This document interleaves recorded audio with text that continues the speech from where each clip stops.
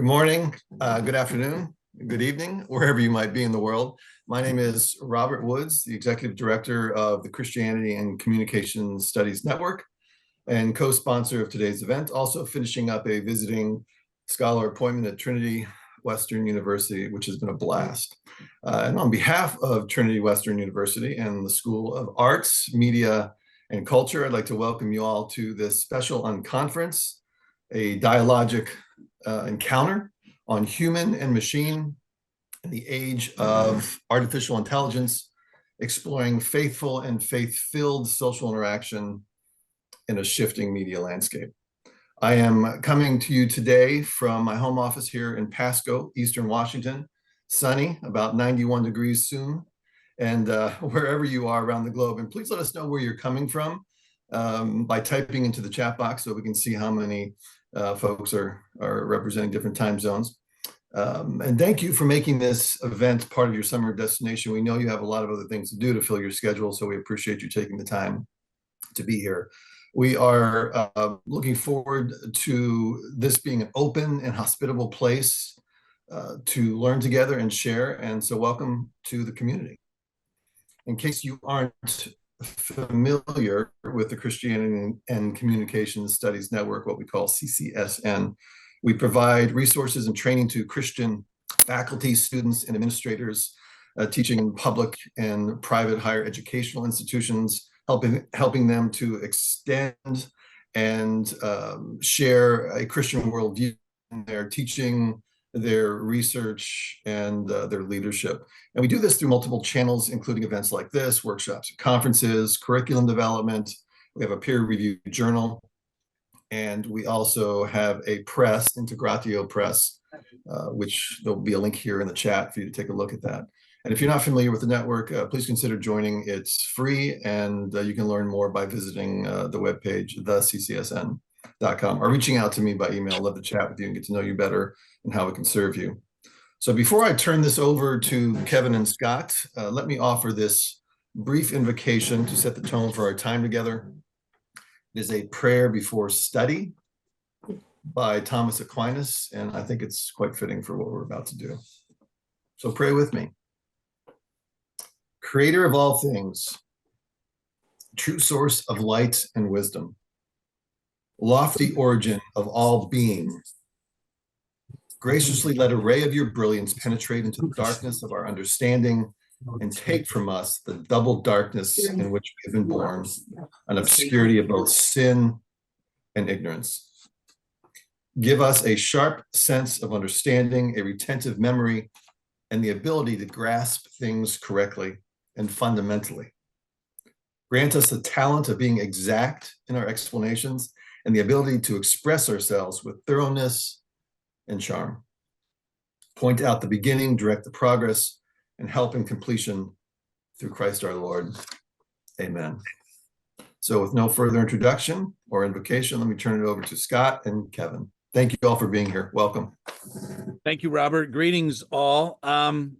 As we dive into this topic, just trying to set the frame a little bit as we think about the shifting demographics, economic challenges, disruptive technologies that are actually forcing how we think about our traditions in the institutions of higher education. How do we rethink our approaches and ultimately our value proposition?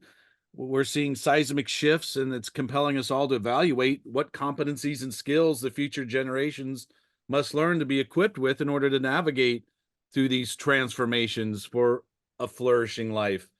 I would like to argue that young professionals, older professionals, must learn to lean into creativity, design, thinking, teamwork, and holy grit as we posit and work our way through this conversation.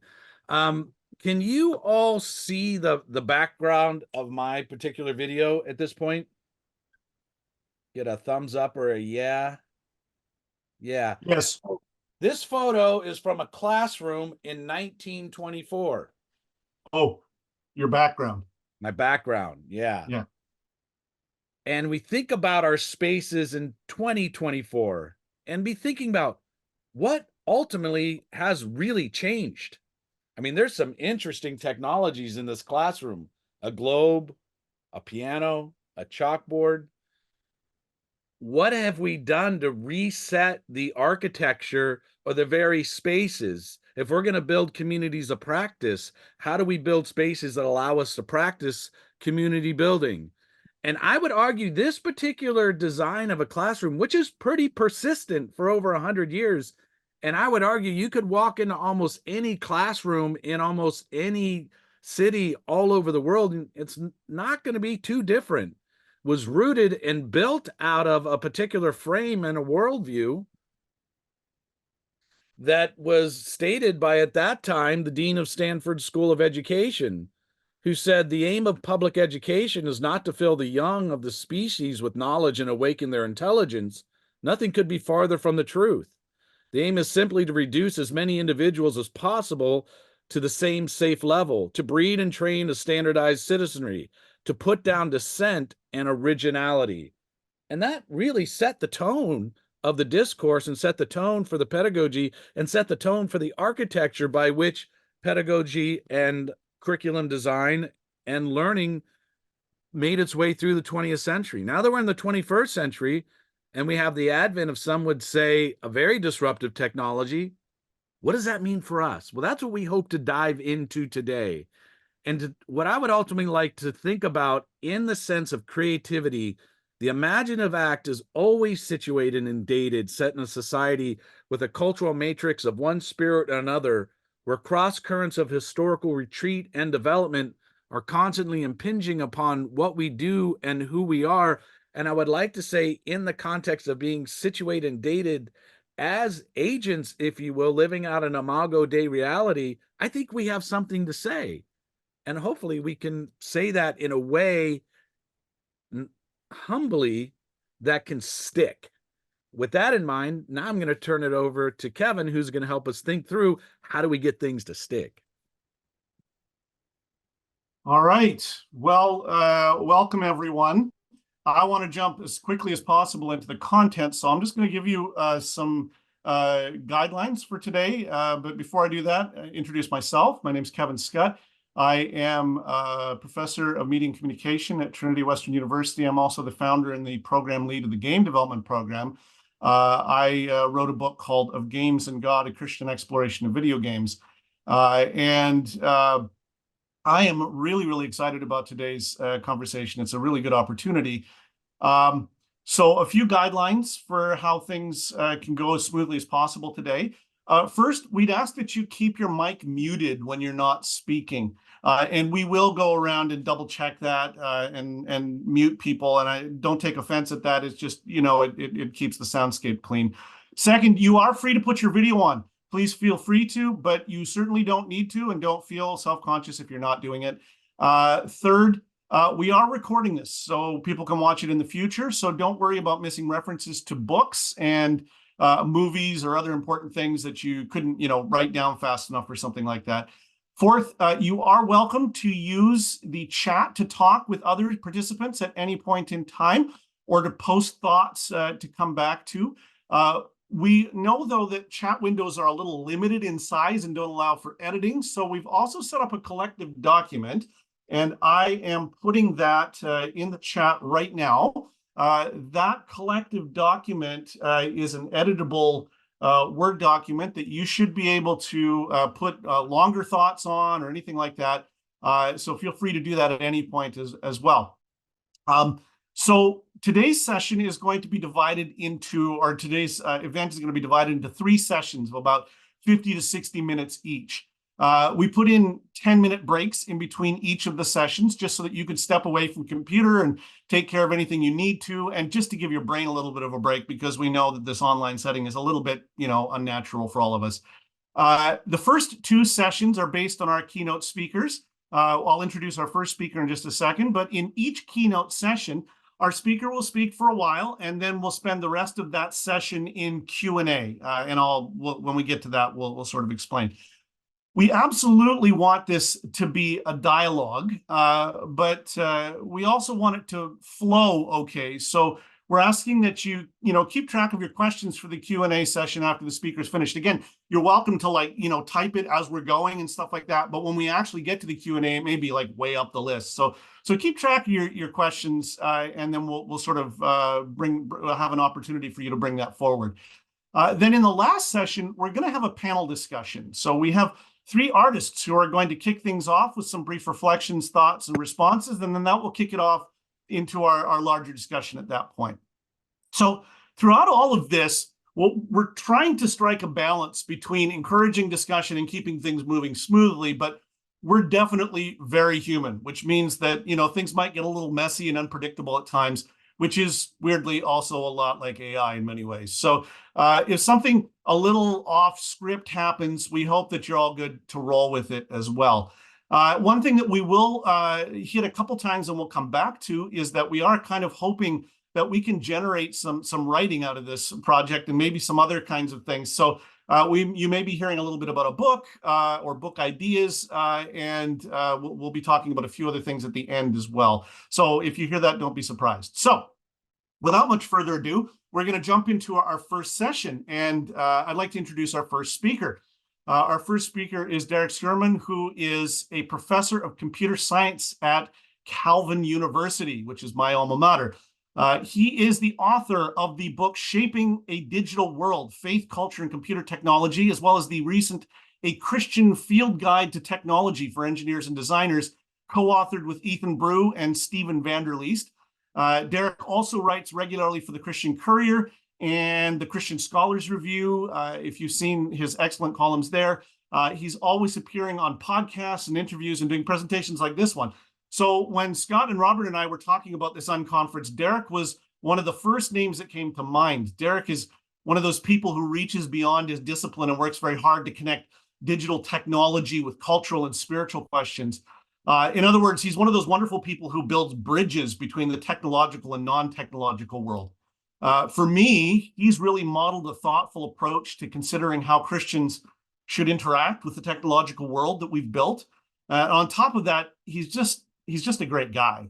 He's wise and he's down to earth, and he's shown grace and humanity in some really difficult situations.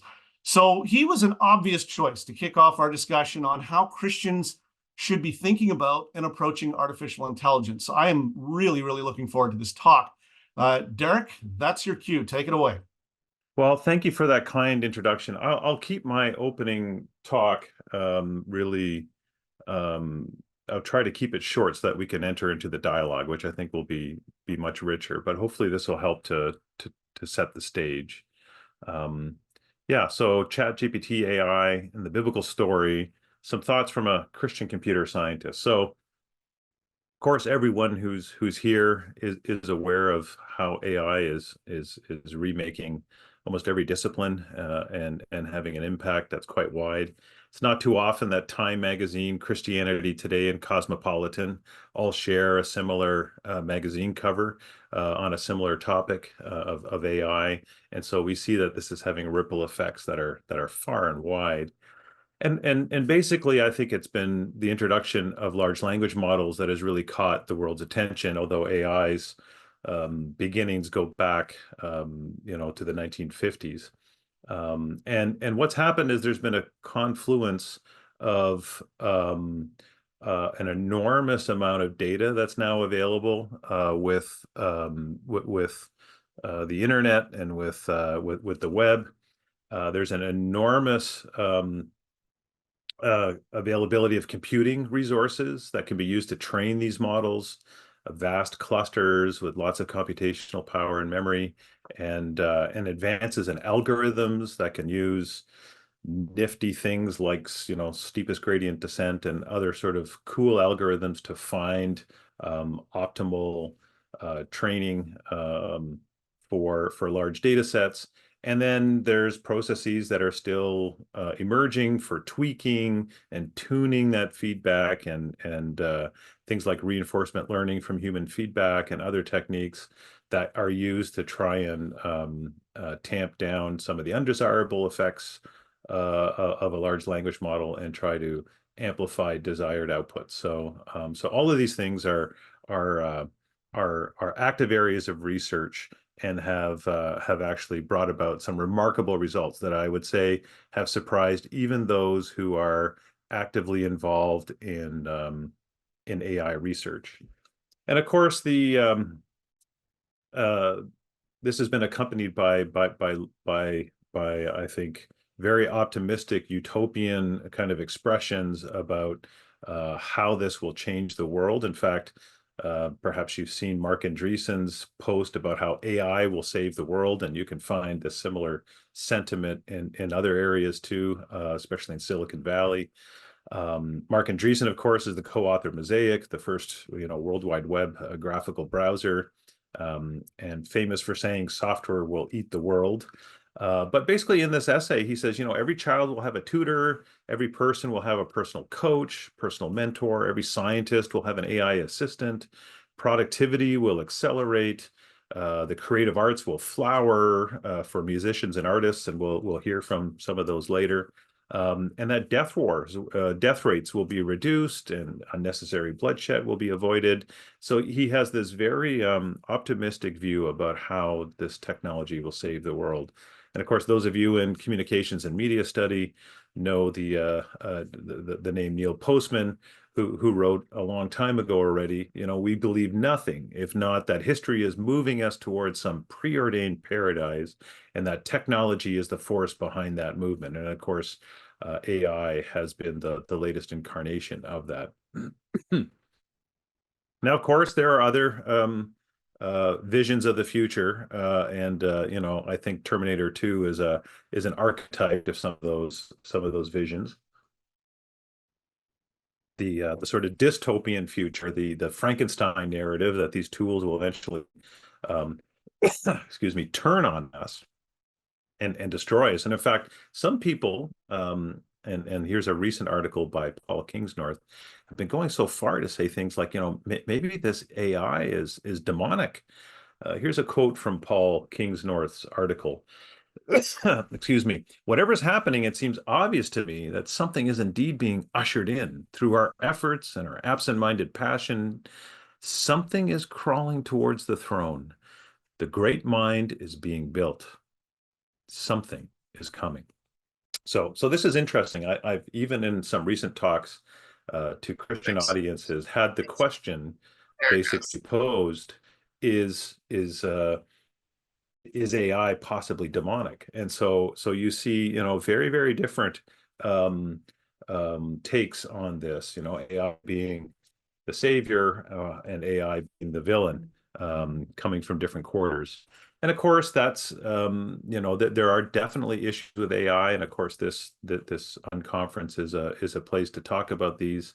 AI and bias, perhaps one of the best books, although it's a little dated now, for those working in data science, is this book by Cathy O'Neil, Weapons of Math Destruction, where she talks about how the bias that's built into our algorithms and our data sets are actually being used in ways that bring about injustice for people who are seeking parole or jobs or insurance or whatnot, and the way that these algorithms are causing issues because of the bias and injustice that comes along with deploying them on a mass scale. And then, of course, there's the issue of anthropomorphizing AI, right? The emergence of these remarkably believable chatbots that mimic human conversation has brought about a whole industry of AI companions, AI child-minding robots and AI elder care robots and AI companions and AI girlfriends. There's even been someone who made an AI Jesus. And I think there's an issue there. There's an ontological kind of confusion between what is a machine and what is a person, and what's an appropriate role for a chatbot, even if it's capable of mimicking humans to a large degree. And then, of course, misinformation, deep fakes, astroturfing, all kinds of different techniques that have been harnessing and weaponizing large language models to spread propaganda. And of course, LLMs have their issues too. There's been recent research looking at, how do you make an LLM fair and unbiased? And people are beginning to bump up against certain limits. There's a recent paper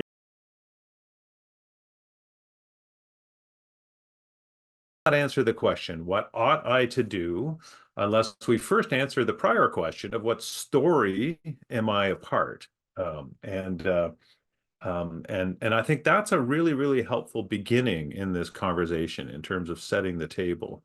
And I think that's a good place to start. So what are the stories that are animating AI? And I would like to suggest that a lot of the stories that we hear out there, especially in computing circles and technology corporate circles, is basically a restatement of the Enlightenment story, right? And the Enlightenment story is basically that through the pursuit of reason and the scientific method, humans will progress to create better societies and better people. This is the vision of the Enlightenment, right? And an excellent book on that history is The Heavenly City of the 18th century philosophers. And in that book, the author writes that the philosophers demolished the heavenly city of St. Augustine only to rebuild it with more up-to-date materials. And it's basically a rival story to the biblical story in which humans redeem themselves and usher in their own version of heaven, but albeit one without God. And so this is what I think is the animating philosophy historically that we're seeing today. And if you actually look at current ideologies in Silicon Valley, we have things like dataism, right? This ideology that everything can be explained with data flow. There's this striking quote that Harari gives in this book, that there's basically no difference between tomatoes and people. They're just different ways of processing data. There's the effective altruism movement, which I think, at first blush looks good. It's motivated by an impulse to do good, but it's basically an approach to doing good that relies very heavily on quantitative metrics to determine the best ways to do good. And in fact, it's a technical approach to doing charitable work that can result in a kind of utilitarianism if we're not careful. And then, of course, there's the transhumanist movement, which is a whole other topic on its own. But, basically the idea of how we can harness technology to transcend our human limitations. And all of these things are different expressions of technicism, right? The trust in progress and technology to solve all of our problems, to bring health and material prosperity. It's working out of that Enlightenment story. Okay. Now, how would a biblical story shape this? And I think as Christians, this is where we I think need to be animated by a different story. The biblical story, which you can summarize as this great narrative from Genesis to Revelation, and one that covers themes like creation, fall, redemption, new creation. And this story, I think, shapes a different approach to thinking about who we are. It answers the question about what's wrong with the world. It helps illuminate, what responsible action might look like. It sets a stage for hope that's not based on our own efforts, but one that ultimately is ushered in by God. And I think that a good way to think about worldview is to think of it like a gearbox. This is an example that comes from a former colleague of mine, Al Walters. So you see worldview is kind of a gearbox. Scripture is kind of like the engine, and the area of application, in this case, AI, is like the tires. And you don't normally go directly to the scripture to look for guidance about, let's say, AI in this case, but instead you use the biblical story, shape a biblical worldview, a philosophical approach to thinking about the world that then mediates between the power of Scripture and the area of application. And I think this biblical story can have huge implications for how we look at and how we encounter new technologies like AI. AI that's based in creational possibilities, that is impacted by the fall and the distortions and perversions that come with sin, the redemption of Christ kind of pointing us to the call to be agents of reconciliation, also in the area of technology, and then the new creation, sort of painting a future of hope that's not based on our efforts, but still calls us to make some imperfect models of the perfect world to come.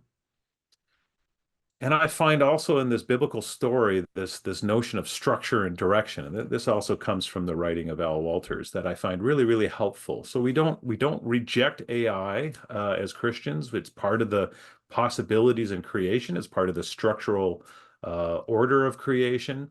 But what we need to think about, I think, carefully as Christians is the direction, right? The distortion of creation through the fall. Anything in creation, including AI, can be directed towards God in obedience or directed towards disobedience. And the good possibilities of AI, which is no surprise to God, which were built into the fabric of creation, and computer scientists have, unearthed, all of these possibilities are intertwined with the effects of sin. But we're still called to unfold them in responsible ways. And I find that a helpful posture, not rejecting this out of hand, but thinking about responsible action and acknowledging the impact of sin. So what does responsible action look like? And I don't have a lot of time to unfold this, but at Calvin and at Dort University and at other places, I know people have been using this framework called design norms. And these norms are also mentioned in the two books that Kevin mentioned prior to my talk. And these norms basically, I think, provide guardrails, guidelines for thinking about what responsible action looks like in technology. We actually use these at Calvin when we talk to our students about in engineering and computer science. And these norms very quickly include things like justice, right? And what does it mean to promote justice and giving each person their due, especially in fields like data science, where machine learning can determine who gets a job and who gets parole.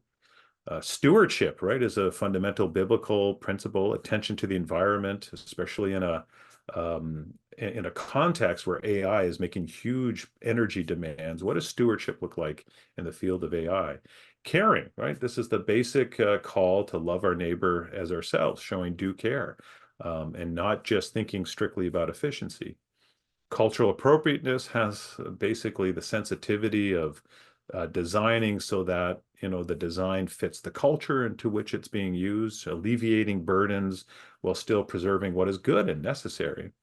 And then the norm of transparency has to do with clear and understandable technology, not bearing false witness about what it does, being open.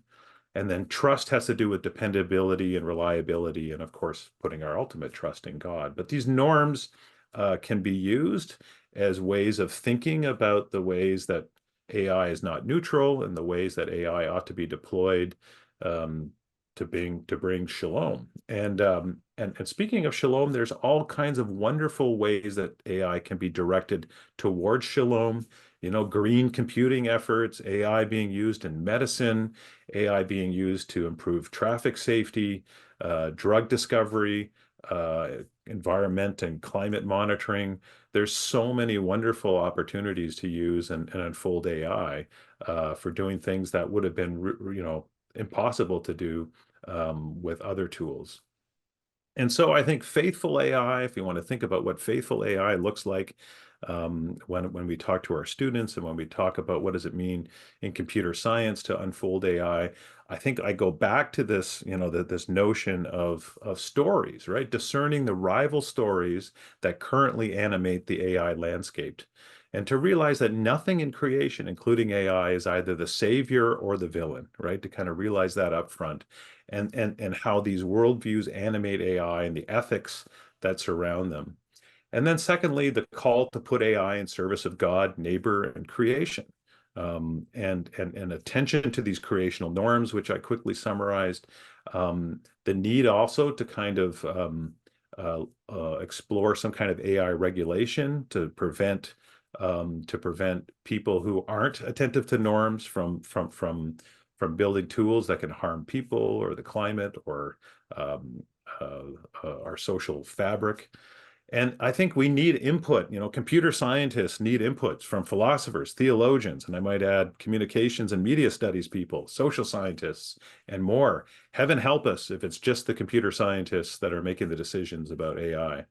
And then I think a fruitful area to pursue is not, just building AI to replace all kinds of things that humans are currently doing, but look at combinations of ways that humans plus AI, a hybrid approach, can be put together. I think that kind of an approach holds the most amount of promise for fruitful development.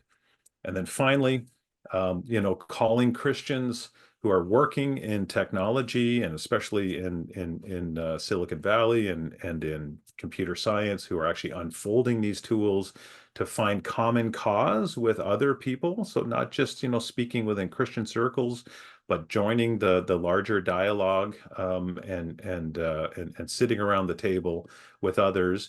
And there's lots of organizations like the IEEE, the Data Ethics for All, AI and Faith, Center for Humane Technology, and others, where Christians can join people whose worldviews may differ from those, and almost certainly will, but to find common cause to work together. This is I think, the approach of principled pluralism, right? Encouraging respectful dialogue in the public sphere among people of different beliefs in order to forge partnerships for the common good. I think this is a way forward. And then finally, just noting that technology and the heart are important, that a lot of these worldviews and these ideas actually come upstream from that is the heart, right? I think Proverbs 4, verse 23, I think is instructive, right? Above all else, guard your heart, for everything that you do flows from it, including our technical work, including our AI and our other cultural work. Frederick P. Brooks, Fred Brooks, who was a recipient of the equivalent of the Nobel Prize in computer science, once wrote, if we would have our creations be true, beautiful, and good, we have to attend to our hearts. And then really quickly, a free footnote, I recently wrote about technology and virtue, which is related to the heart, and how liturgies and practices can shape our hearts and shape our virtues, in an article called Virtue and Artificial Intelligence that came out in Perspectives in Christian Faith.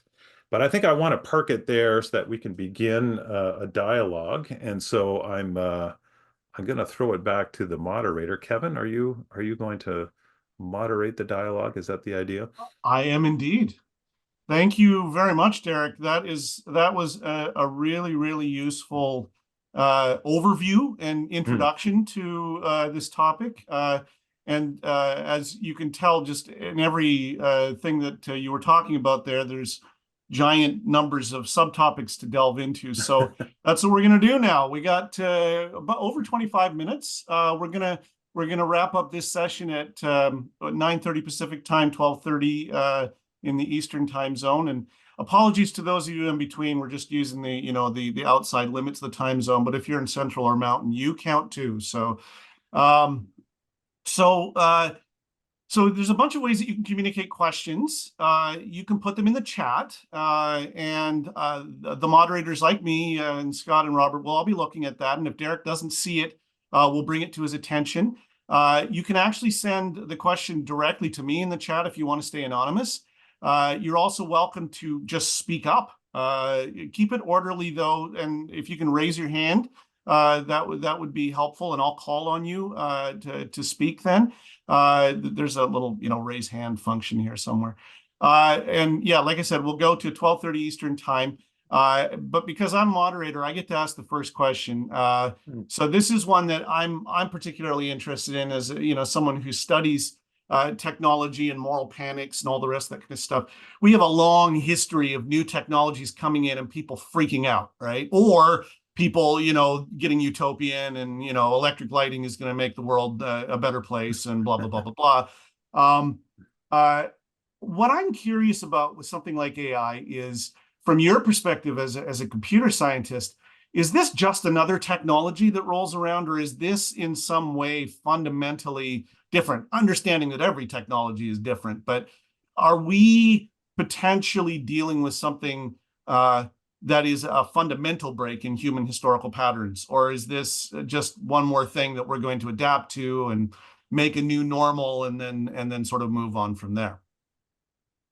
Yeah, it feels different. I suspect that there's a lot of different technologies that have come out where people have proclaimed that it's fundamentally different. And things like the telegraph, people made very big claims about how that would fundamentally change the world, electricity, and so on. But it feels like there's something different. Carl Mitcham, the philosopher of technology, had these different categories of technology.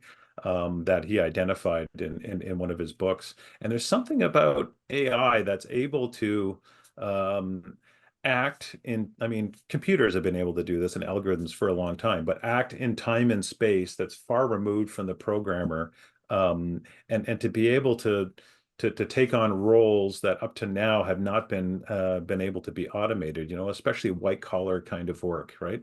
I think we're quite familiar with how tech has sort of taken over blue collar work or through machinery and automation, but there feels like there's something different here in terms of the scope of what AI could do.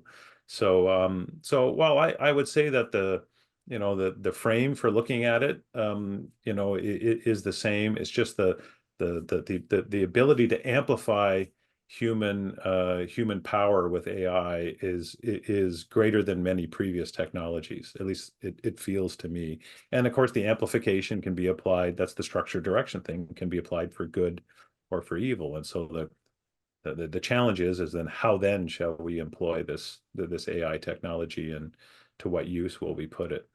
Yeah, that's really important. Rosie, you had your hand up. Go ahead. And Mark, I see your thing in the chat too. We'll get to them all as we can. It's actually my friend Michael, who's here, that's going to ask the question. Hi, thank you. Thanks, Derek. Yeah, the thing about AI amplifying human power is a big deal, and the extreme pressure to make money because these data centers are so extremely expensive. It seems like a race to create God first. My question is about, I think you said something about one of the most helpful things would be a combination of AI and a human approach. Could you expand on what that is? I don't think you're talking about Neuralink. No. So thank you for that. Yes, you're right. I was just talking to an AI executive yesterday, and he said he's kind of afraid because he gets the sense that a lot of people driving this technology in Silicon Valley believe there's no God, and so they have to become the gods and take control of the world. There's a lot of hubris here. There's a kind of modern Tower of Babel kind of flavor to some of this, quite frankly. But yeah, getting back to your question, and by the way, hi to Rosie. It's kind of nice to see you again too. Yes. Hi, Derek. Yeah, and actually, this might be of interest to Rosie because I know she worked in designing word processors back in the day. One of my colleagues here at Calvin University in computer science is actually looking at ways to hybrid approaches to using AI, and he is an expert in large language models. And his approach is, let's not use large language models to write for us.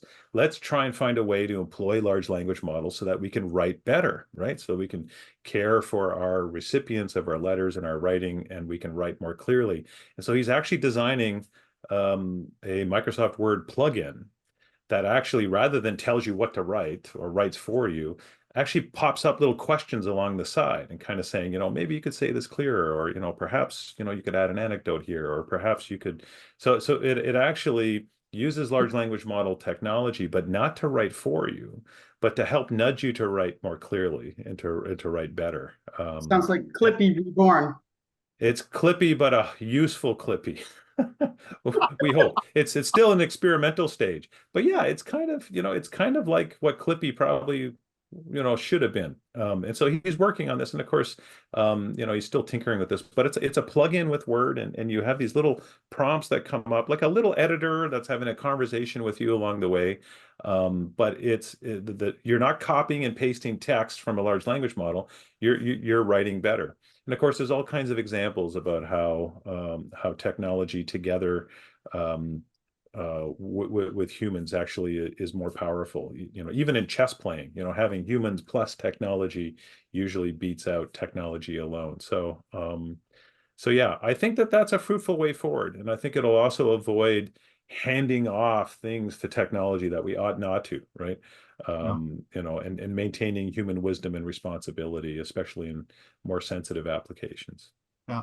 All right. So the questions are popping up now. I'm going to address one from the chat from Mark, and then I'll get to Brian, who's got his hand up, and then I think someone else popped something else down here too.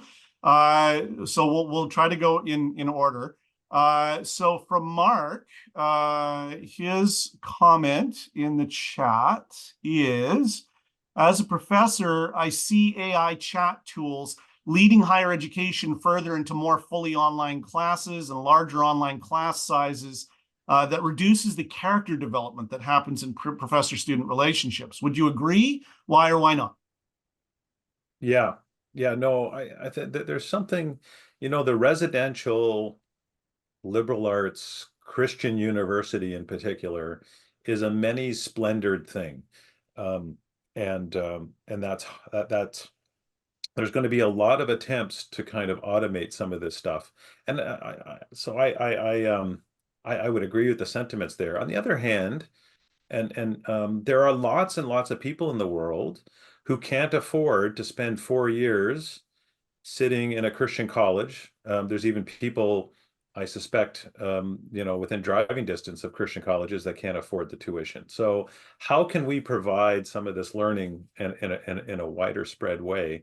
I think there'll be opportunities for these tools to be used to help more broadly people to learn. But I think that the sort of preference should be especially for shaping and forming, that requires living in community, right? And in a Christian academic community in particular, that's sort of animated by certain pedagogies and certain habits and relationships, and so I still think that's the gold standard for education. It's not just knowledge transfer; it's shaping a person. The quote that was put up at the very start of the conference, I think summarizes that impulse to just automate knowledge transfer as much as possible.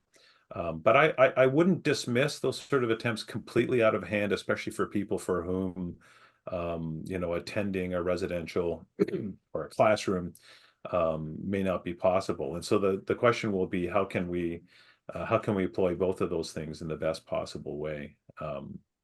Yeah, that's just some thoughts at the top of my great. head. Thank you. Brian, go ahead. You've been waiting for a while here. Go. So I don't want to be the annoying person in the speaker in the microphone, which keeps talking a lot. So I'm going to ask you. Want to just a question, or can I contribute something? Oh, go for it. All right. So many Christian philosophers, like eminent Christian philosophers that I know of, like there's Jacques Ellul from France, George Grant in Canada, Oliver O'Donovan, United Kingdom, have all come with critiques of technology in the way that, I guess it's not an original statement by them, but they state how technology shapes the way we are in the world. Like it shapes, for example, I saw this very good example, like social media. When we're in social media, I just had one. Superficial, more snarky. Do I want another one? Sorry, the question. More superficial, Should I do an snarky, Americano? and we tend to have less attention spans for that reason. And with AI, this is not just something like the calculator that made us calculate easier. This is something that creates content for us and kind of gives the appearance that we have put work in it, right? That we've thought about it. So how can we avoid, or at least avoid becoming too influenced by AI in our daily life? Yeah, no, that's an excellent question. I'll start off just really quickly comment. Ellul, George Grant, and others, I found them very, very helpful in my own learning and research, in terms of painting how things can go wrong and how the ideologies behind technology animate them and how we need to be on guard against that. I haven't found them as helpful for pointing a way forward for, as a computer scientist and engineer, how then shall I build technology? Those sorts of guidelines are harder to find in the literature. And that's why these norms, I think, have been kind of a helpful tool for us in computer science and engineering. But yeah, getting to your point about how these technologies shape us, my article about virtue and artificial intelligence actually talks about all the different kinds of vices that can be amplified by artificial intelligence. And at the end of the day, the way that we're shaped, and this is, I think, made clear by one of my colleagues here at Calvin University, Jamie Smith, philosopher, has written extensively about everyday liturgies and habits and rituals that, that these sort of repeated activities actually shape our hearts under the hood, even though we don't realize it. And so these habits and rituals are really, really important. And so what we need as Christians, especially, is countermeasures. And I think this is where we need to rediscover. Maybe we need to go back to some of the ancient spiritual disciplines that have been there, right? I mean, our phones and our social media are masters of the nudge, right? They're always kind of nudging us towards certain kinds of repeated behaviors because they're monetary models based on eyeballs on screens. So these older Christian disciplines and virtues, I think, are the things that we need to recover. Things like Sabbath, things like being able to spend some time in silence and solitude, things that are increasingly difficult with devices that are constantly vying for our attention. So rediscovering some of these habits, we can't ignore these new technologies, but we can place boundaries around their influences in our life and ensure that we're also employing certain spiritual countermeasures in order to keep our hearts pointed in the right direction. That's why I ended my talk about the importance of the heart, and the heart is shaped by habits and rituals. So I think with the time that I have, That's good. I'll put it at that. Yeah. Yeah, we understand that, we're racing through a bunch of stuff here quickly. So hopefully we can keep going with the conversation later too. Okay, so I have a question here from one of my students in the comments here, and then I saw Chase and I saw Rosie put her hand up. If I missed someone, can you please let me know in the comments or in the chat or something, or give me a message? So Katrina says, as a student at TWU, I see many articles on The Guardian, Washington Post, Business Insider, etc., with articles pertaining to false accusations of AI use in the classroom. Like, people, a professor will come to a student and say, I know you used AI on this, and they didn't necessarily. AI seems to be creating a barrier between educators and students' trust. What are your thoughts on this? Do you have any ideas for students to authenticate their work who get falsely accused using AI? This is largely due to AI detection tools not working very well. Yeah, and I've had colleagues who've said to me, "Oh yeah, no, this will be easy to solve. We just run this through a chatbot detection tool." Well, it's an arms race. I have a high degree of skepticism about any automated way of detecting output from a large language model, unless, right, you're using a tool that includes watermarking. So watermarking is a technology where you can kind of embed statistical information in text so that it can be reliably classified as being auto-generated. A simple way of doing that is to have red and green words labeled red and green words, and then making sure that the statistics of those two different categories of words is a certain reaches a certain number. But all that to say is I don't think that we can reliably detect that kind of text. And so as a professor, as an educator, I would never assume that someone copied something or cheated. I would be open to asking a student, saying, "Hey, did you do this? Is this your own work?" But I don't think that I could reliably accuse a student based on those tools alone. And so I would avoid that. And so my approach so far has been to kind of set up assignments in the classroom such that they don't have access to large language models or chatbots. So in testing situations in computer science, quite frankly, we're having students write their responses with pen and ink in a paper, writing computer programs with a pencil and piece of paper. Of course, assignments are assigned throughout the week, and students, I think, have the temptation to use the sort of AI co-pilots that are out there for writing code. But at the end of the day, we're able to assess whether they understand these sorts of things by having them write these tests and quizzes where they don't have the access to those sorts of tools. And then finally, we've also done some interesting stuff where we actually generate code using a generative AI and show the code that is produced. And we ask students to analyze it, saying, what's wrong with this, right? What are some critiques that you can offer? And quite frankly, when students end up in industry, they're going to be using these tools, certainly in the computing field. And so the real one of the skills is sort of discerning whether or not these things are outputting, proper code and code that's appropriate, and understanding what it's outputting. So not just writing code, but being able to read and critique code well. So those are just a few quick thoughts, jumping off of that question. Much more could be said, of course. Yes, no, that's great. So we got about 10 minutes left. So we're gonna get Chase. You could get a chance here, and then we'll get Rosie in. And I don't know if we'll have time. We might be able to fit one more in.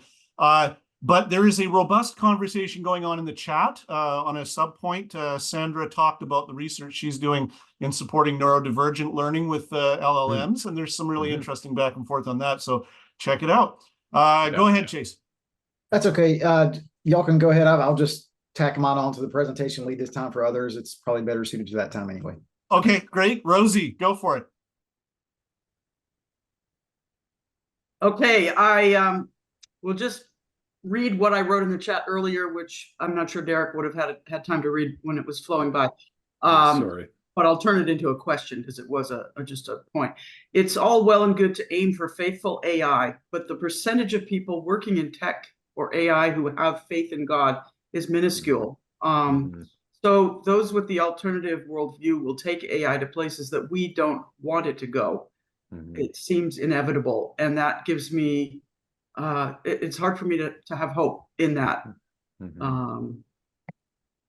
reality. What is your recommendation, or what are your thoughts on that? Yeah, no, this is true. But like I said, I talked to an executive yesterday who's not a Christian, but has a deep concern about this. And, we've seen recently a bunch of employees from OpenAI have output a letter saying that, they're marching ahead too fast. They're not being attentive to safety. There's been Google employees who've sort of, spoken up, people not necessarily of the Christian faith, but people who are concerned. And so just because people aren't Christian, doesn't mean that that there isn't a sensitivity towards this. But I think you're right. A lot of the people who are, at the head of these corporations, and people who are, looking to sort of grow new ventures, are often motivated by economics. And of course, it becomes an arms race where we're doing things too quickly without thinking about the consequences. So this is where I think legislation needs to play a part. So Christians are salt and light. That we have our graduates from Calvin and Trinity Western, I know, has a program, and other Christians working in industry are, I tell my students, you're like a Daniel in Babylon, because some of them are going off to Google and Facebook and OpenAI, and I sort of urge them to do what they can in the spheres of influence that they have.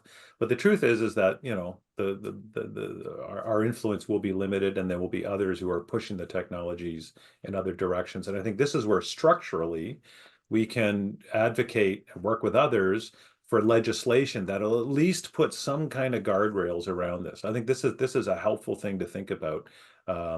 What the rule, and I think the European Union has a good example about what a first iteration of a kind of AI regulation might look like for limiting really dangerous things, or banning dangerous things, providing a need for a sandbox testing of things that are potentially problematic, and then identifying applications of AI which are more straightforward. So yeah, I think legislation is a tool there as well. And then of course, the role of the church and equipping people to think about what we just talked about, right? You're making sure our lives, we're equipping ourselves with countermeasures so that the church can remain effective, and Christians can make sure that we're not also just swept away in all of this, that we maintain certain spiritual disciplines so that we can continue to discern and act as salt and light in this context. But yeah, those are just a few different thoughts. But you're right. I think that, it's possible that there could be a lot of consequences coming down the road if we don't rein these things in, because of the impulses and the arms race that is AI right now. Yeah, and I'll just back up. Even those who are nervous about it for not for religious reasons and everything, will be railroaded by the very technology itself that has its own motivating force, like Jacques Ellul talked about.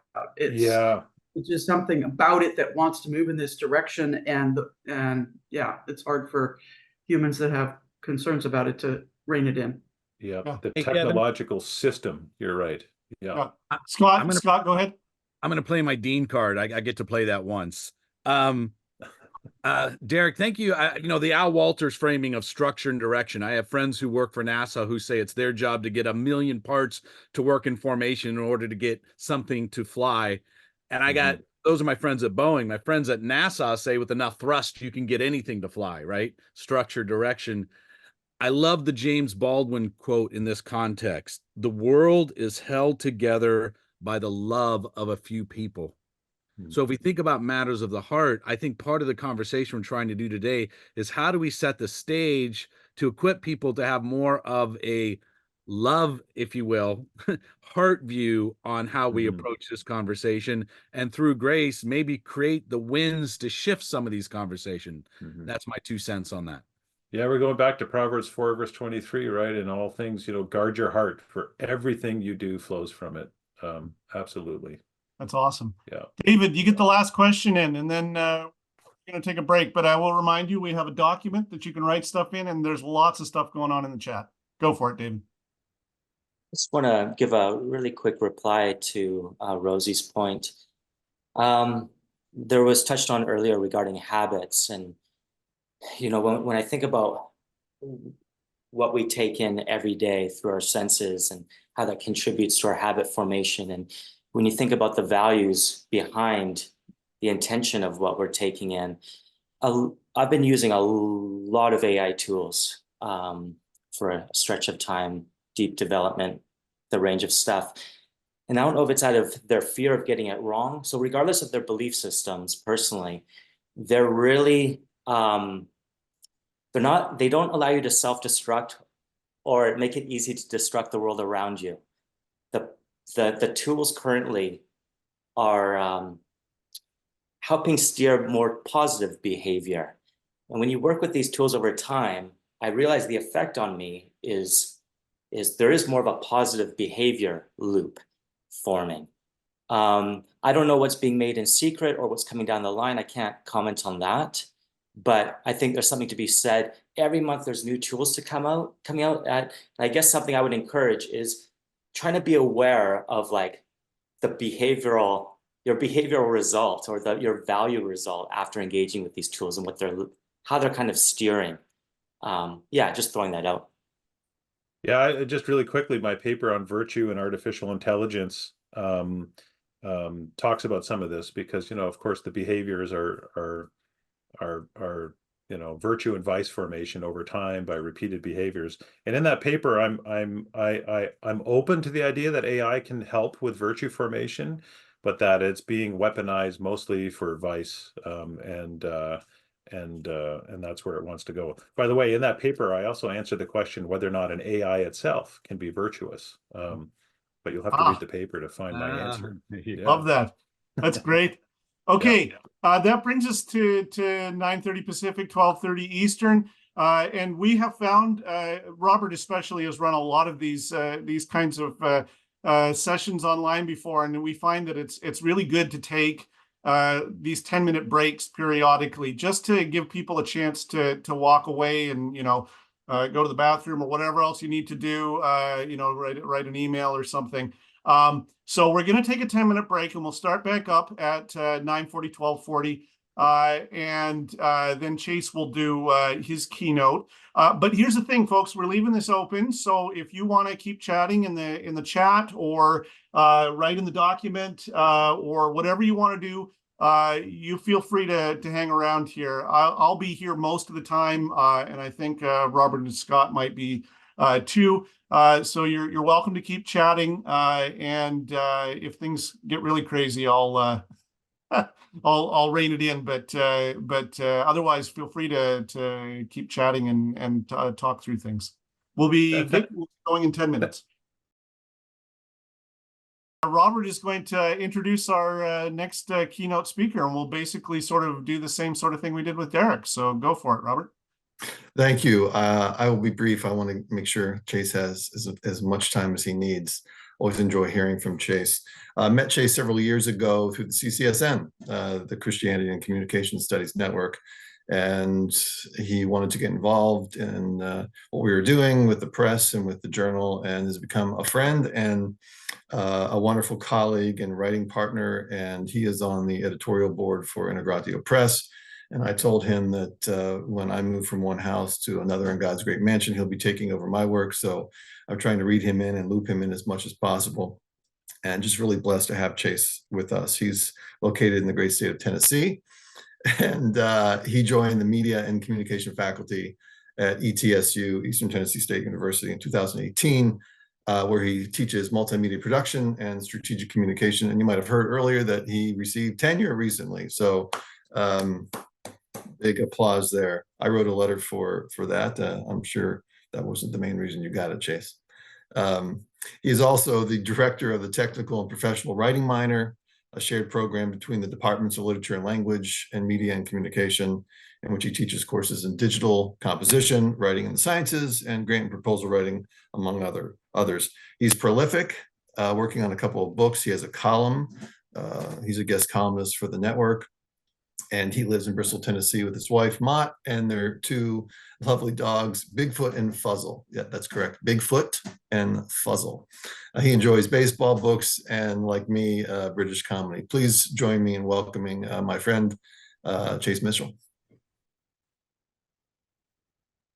Thank you so much, Robert, for the kind introduction.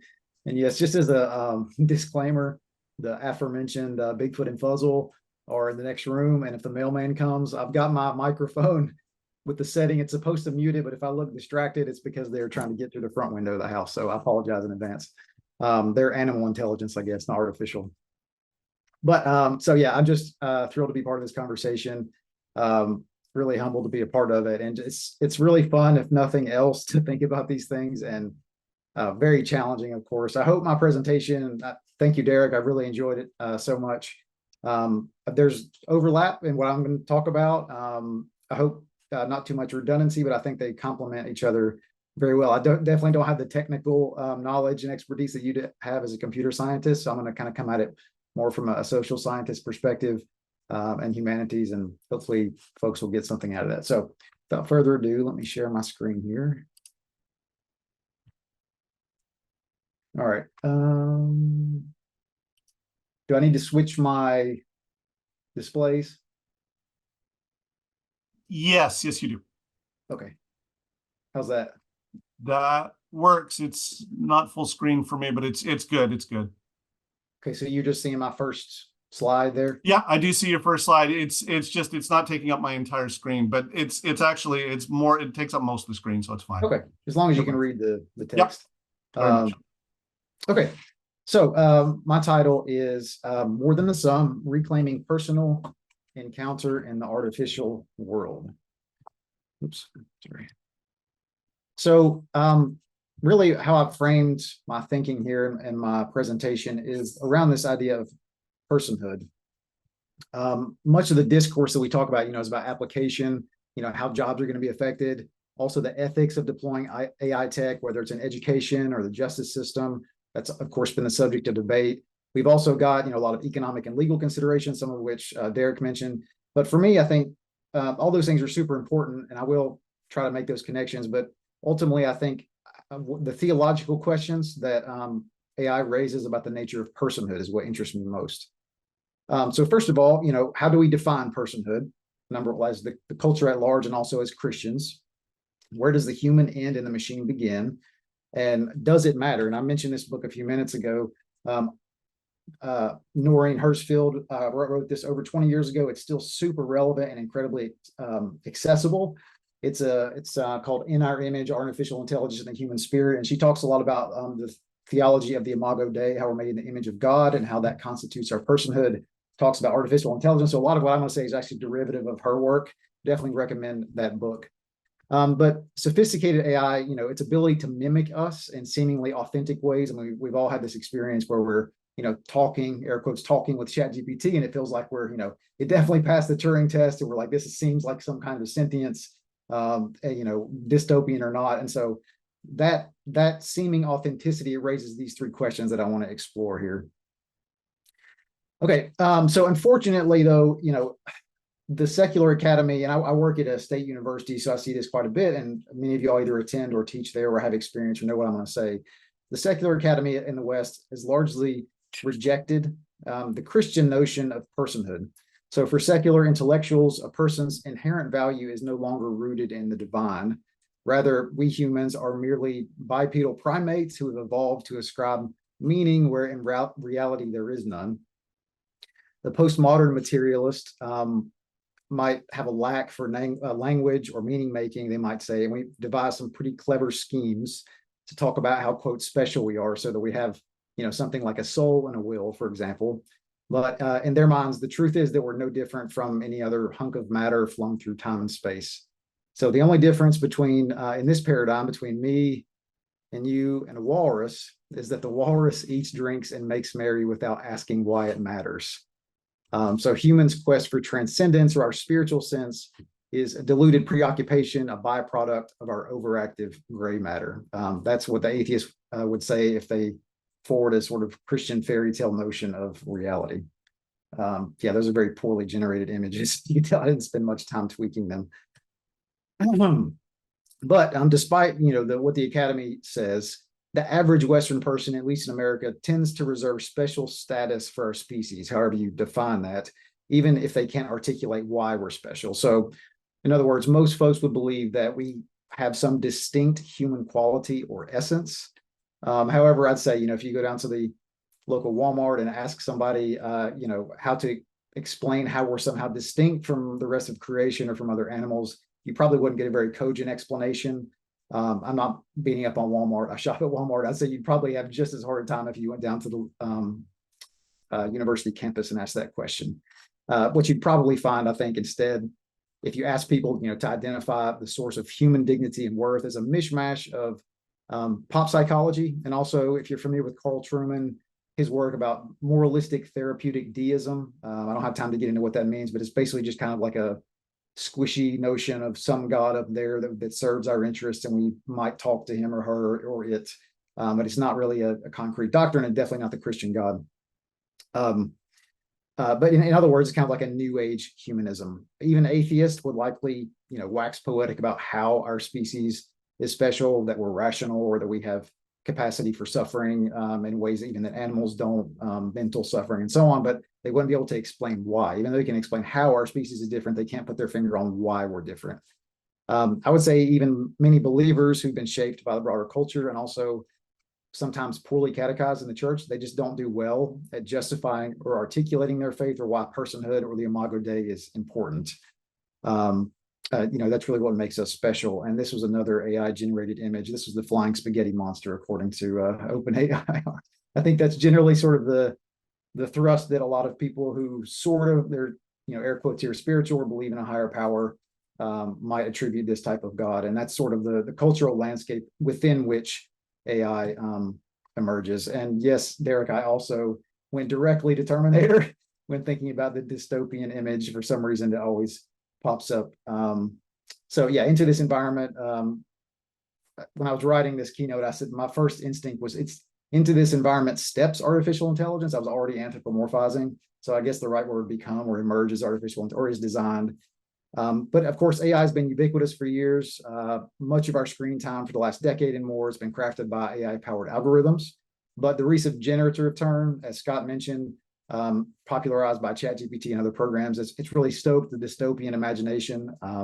The common response to these tools, which is usually tongue-in-cheek and then accompanied, though, by a nervous laugh, is some riff on the idea that the machines are becoming more like us, that we should have heeded Terminator's warning and that Skynet is not too far down the road.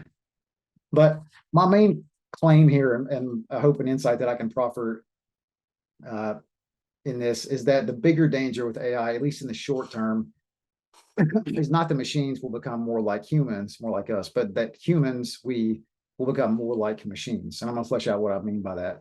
I don't mean primarily that we'll become like cyborgs, although some of that might happen. But rather that our habits as humans and our tendencies and our ways of relating to each other will become more machine-like. So if we're becoming more machine-like as we're using AI, what is a machine like? What is, if you will, machinehood? There are at least three ways that I've identified that machines are not like people. One, a machine's value is derived primarily from its functionality. Two, a machine is merely the sum of its aggregate parts. And three, and forgive the fancy terminology here, a machine's relational ontology is not the same as a human being. So I'm going to consider each one of these and they're related to each other. The first difference, a machine's value is determined by its functionality.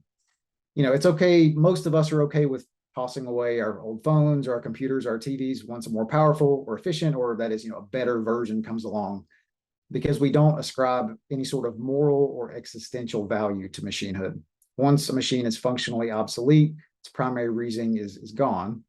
Some machines, if you think, you know, vintage cars or the original iMac, they do retain a sense of like historic or artistic value, and so we keep them around.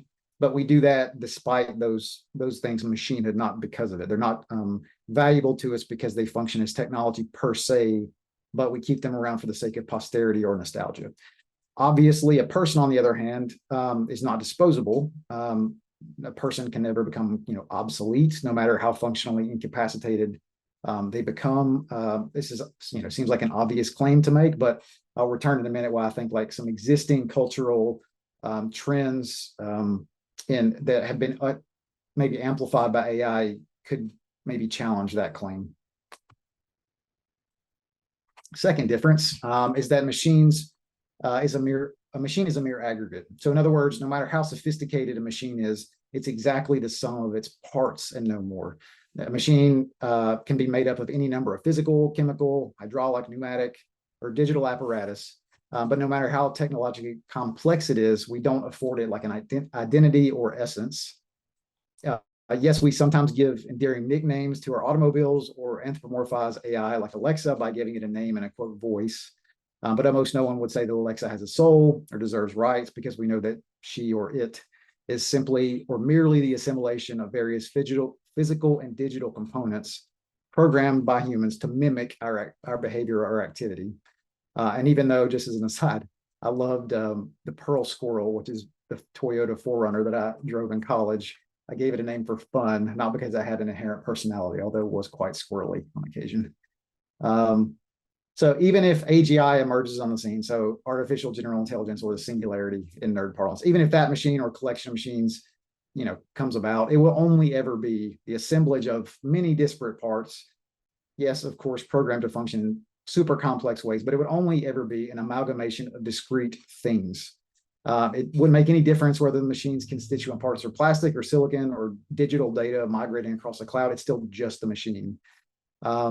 This remains true even in the case of the AI black box conundrum. If you're not familiar with that, it's, you know, if an AI performs unpredictably or exhibits seeming creativity, or if it, quote, hallucinates, all those things that are seemingly mysterious, it's not because there's like, you know, a ghost in the machine or an ethereal sentience. It's just a byproduct of the complexity that we've designed into it. And so even if a user, or sometimes even the designers, don't necessarily understand what's happening inside the AI, that's not because there's some, you know, identity there. It's just a byproduct of the complexity. Moving on to people, though, obviously, a person is not a mere aggregate. Frederick Buechner, a Christian author and writer who many of you may have heard of, he has a great quote that I love. He wrote that a miracle is when the whole is greater than the sum of its parts. That's what human life is, and that's what human life is like. So a person is a psychosomatic creature, sui generis, so totally unique, whose identity is irreducible to constituent parts and ontologically more than her biochemical makeup. So she's not a mere meat machine, which is something that like Marvin Minsky at MIT might say, nor is she a body into which a soul is deposited, or a soul that takes on a body, which would be the Gnostic heresy. Instead, though, a human being is an enfleshed soul or a besouled body. That's the Christian language, and that's the Christian claim. And human life is miraculous in this way that a machine is not. So a person is precious, and personhood is sacred because God makes us, quote, more than our sum. He makes us more than our constituent parts. Third difference. It has to do with what, like I said, relational ontology. A simpler way to say it would be the order or the hierarchy of creation. So as Christians, we believe that God the Father creates a person for the purpose of eternally glorifying and enjoying him in the Son and by the Spirit. The Holy Trinity is a relational Godhead that we creatures are graced to reflect and participate in, and humans derive their eternal value from the fact that we're made in the image of God and participate in his triune life. Our worth, the important point here, our worth is given to us, and we enjoy the good, the true, and the beautiful only in relation to God, our maker. So in Christianity, we might say that personhood is, quote, top down. The problem that AI presents us with, though, is that it provides a very powerful technological means for self-worship. One way it does this is by providing uber customized personal experiences. So obviously our social media feeds, driven by AI-powered algorithms, continually present us with me-centric content. The AI creates a world in which the user is a kind of God, an avatar to which all of digital creation must bow. So if personhood in Christ is, quote, top down, personhood according to AI in this sense would be bottom up. Whereas in the Holy Trinity, Jesus is the source and telos of creation, and we in Christ are the locus of the Father's love. In the, quote, AI Trinity, me, the user, is the center of attention. And if I can strain the analogy a little bit, instead of with the Trinity metaphor there, instead of the Spirit proceeding as the love between the Father and the Son, and the AI algorithm proceeds as the love of the self and for the self. Another problem with artificial intelligence, and I promise you I'm not going to be too pessimistic. I'll get to a more redemptive perspective on AI, but I'm just identifying some problems. But another problem is that artificial intelligence encourages self-worship in another way. Incredible sophistication has exacerbated our human tendency to marvel at the work of our own hands. Our belief in the human ethos, and specifically our species' ability to create, can foster a false sense of independence or self-determination. So even though you or me and most, I don't know, maybe there's somebody on here who's on the ChatGPT team who may, but even though most of us had no direct hand in making these tools, we receive and experience and use such, quote, gifts from their human creators in a kind of like reverent awe. So the effect can be, on individual and collective consciousness is that we become less willing to trust in Jesus and more willing to trust in our own ingenuity. Whether it's my own ingenuity or Elon Musk's or Sam Altman's, doesn't really matter. It's, quote, we humans that created AI ex nihilo, or so we imagine. And so if we can do that, who needs God?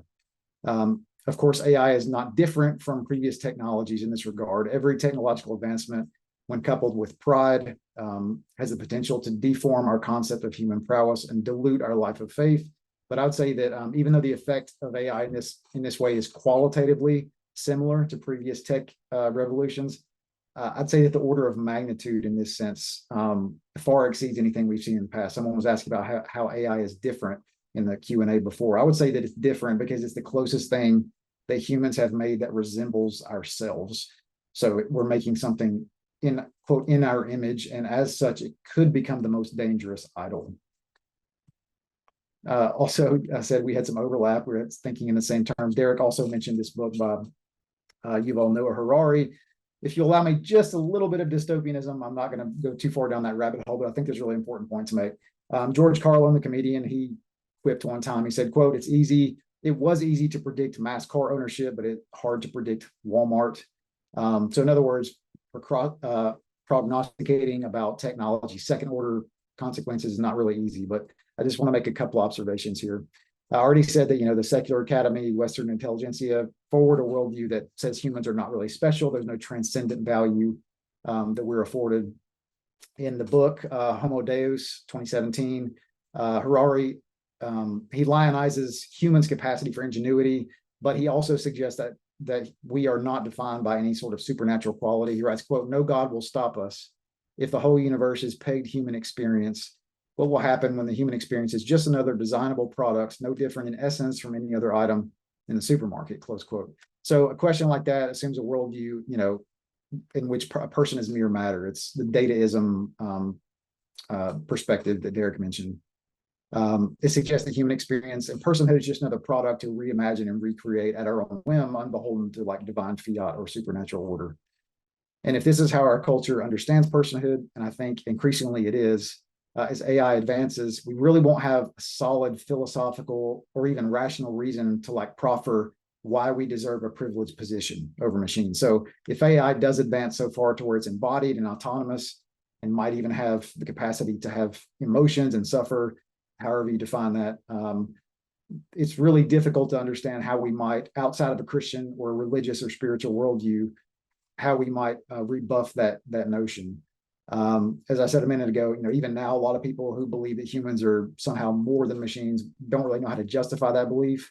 And as secular winds intensify, they could topple the spiritual sort of sandcastles, if you will, that pop culture gives us to afford transcendent meaning to humans. Absent the Christian claim that personhood is a gift bestowed on us and that we're special because God made us special, our regard even for our own species could potentially devolve. More than that, and this is a little slightly more dystopian, it's not unthinkable that such AI could become godlike idols, and we start affording religious significance to our creations. It might seem outlandish to say that, or maybe, at the very least, so far off to be irrelevant, but it's actually already happening. In 2015, Anthony Lewandowski, who's gotten some legal trouble for stealing intellectual property, he was a self-driving car innovator or entrepreneur. And anyway, he founded this church, quote unquote church, in 2015 called the Way of the Future. And its mission is the realization, acceptance, and worship of a Godhead based on AI developed through computer hardware and software. Apparently it languished in the beginning, couldn't really get much traction, but since the generative turn, it's seen a lot more people sort of actually start paying attention to it and joining this church.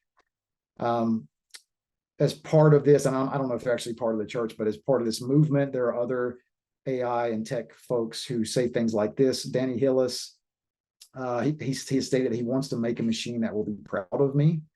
Randy Rucker, another sort of tech acolyte, he follows this reasoning, or technicism, to use the term that Derek did.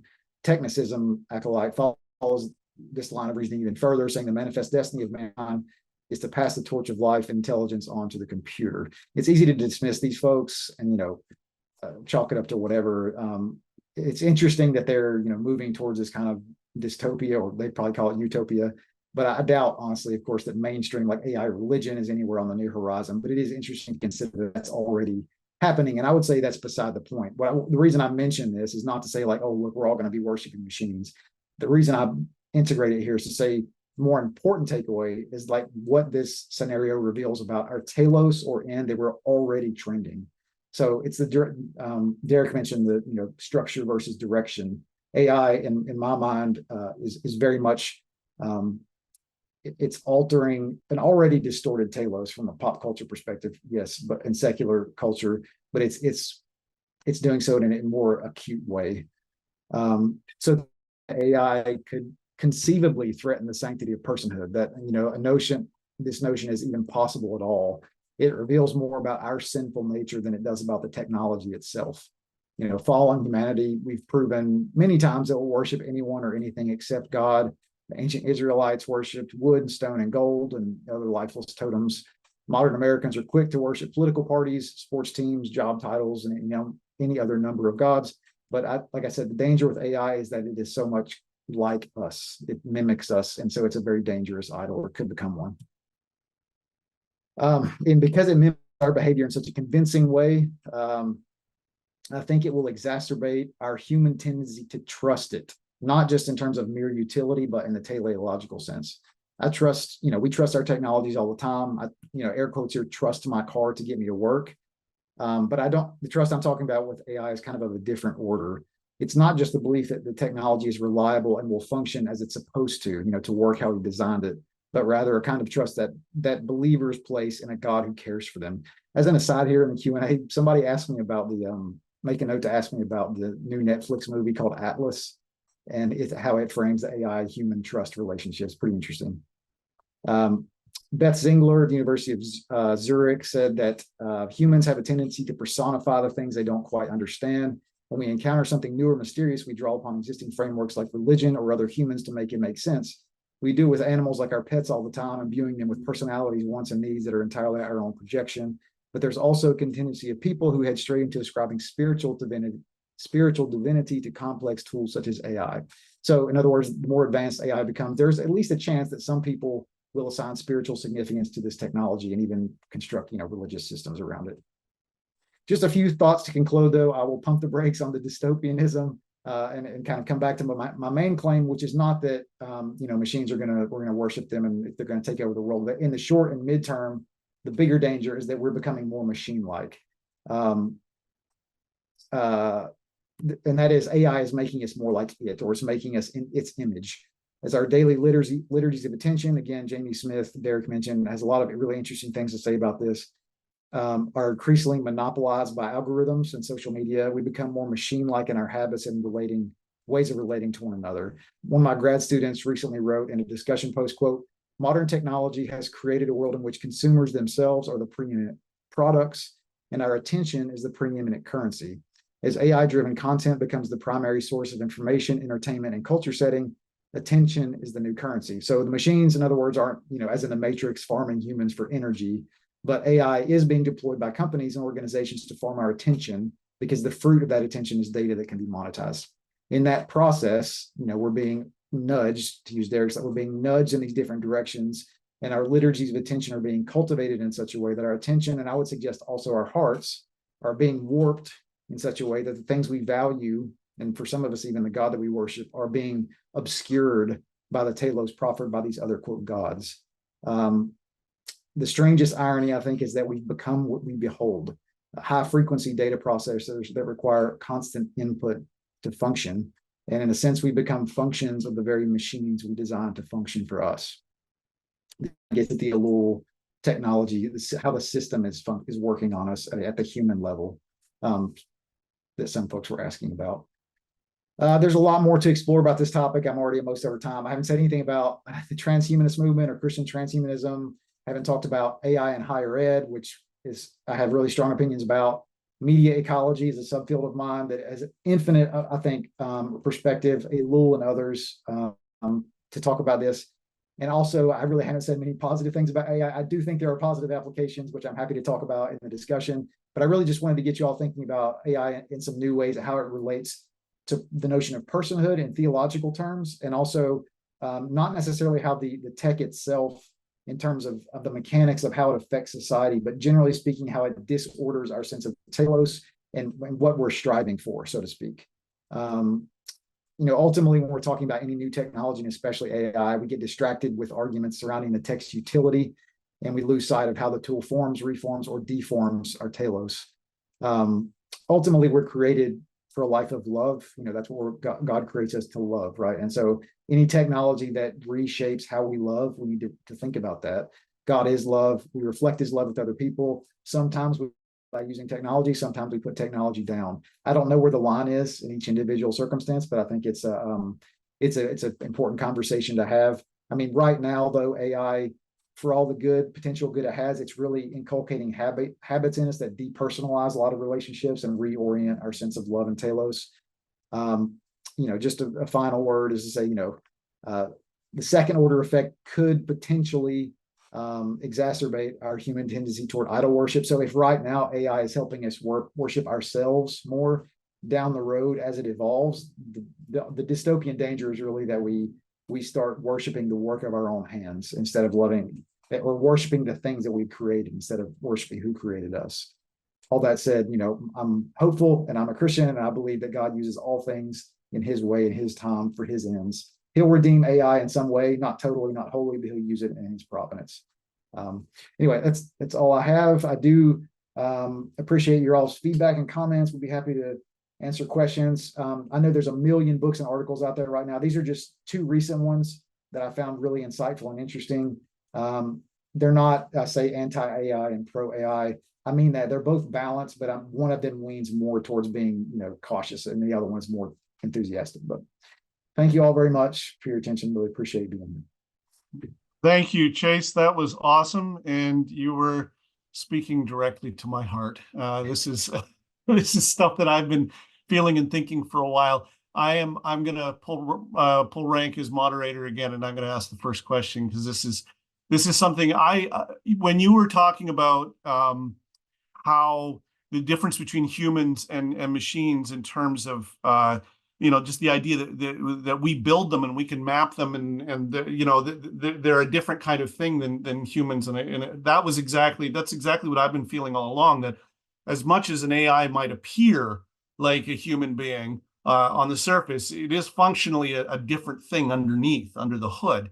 So, but I want to play devil's advocate here, because I've thought the exact same thing, and many times I keep bumping into this argument that if you can't literally tell the difference between a human and an AI at some point, does the difference actually matter?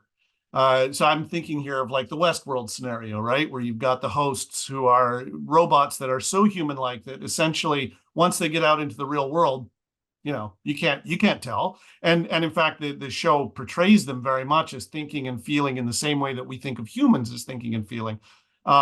And there's this question of, maybe under the hood they operate differently, but if the result is the same, why does it matter?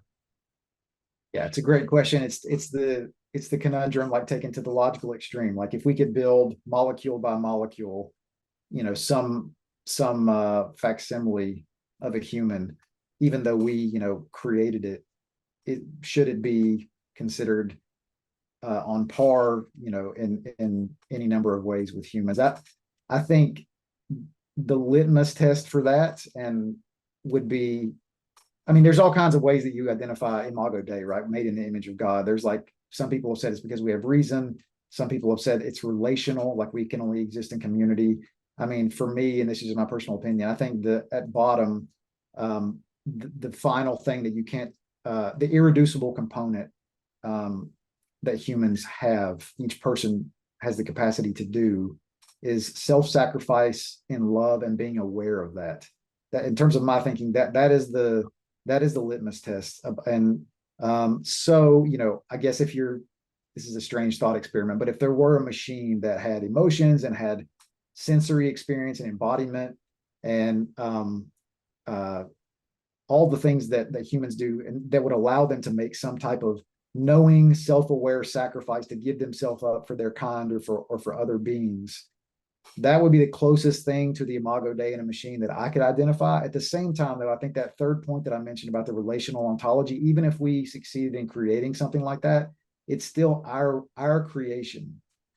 You could, I guess, maybe make it from the transitive. Well, God made us and then we made them, and so they can love. And so, but that would be the only feasible scenario that I would say, like, they should be afforded the same status, if you will, as humans in the sight of God, is if they can knowingly, self-aware, make self-sacrificial love on behalf of another of their kind. If we could ever engineer that, I don't ever foresee that happening, but like if that were possible, just as a thought experiment, anything else I don't think qualifies as being human, or even something resembling human. I love that. That's a great way. I just, as a little rabbit trail, this reminds me of the Silmarillion by Tolkien, where one of the angels of Eru creates the dwarves, and they don't actually exist as real breathing beings until God comes down and actually breathes his spirit into them. So sort of an interesting parallel there. We have a bunch of questions that have just popped up, so I'm going to try to summarize and throw these at you as I get them here.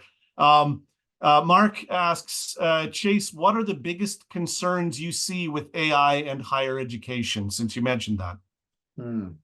Well, I teach writing, and so I think anybody who teaches writing will agree that there's several practical challenges. You all already mentioned one is the assessment, right? Like the trust between student and instructor, and then when and how to use AI is appropriate.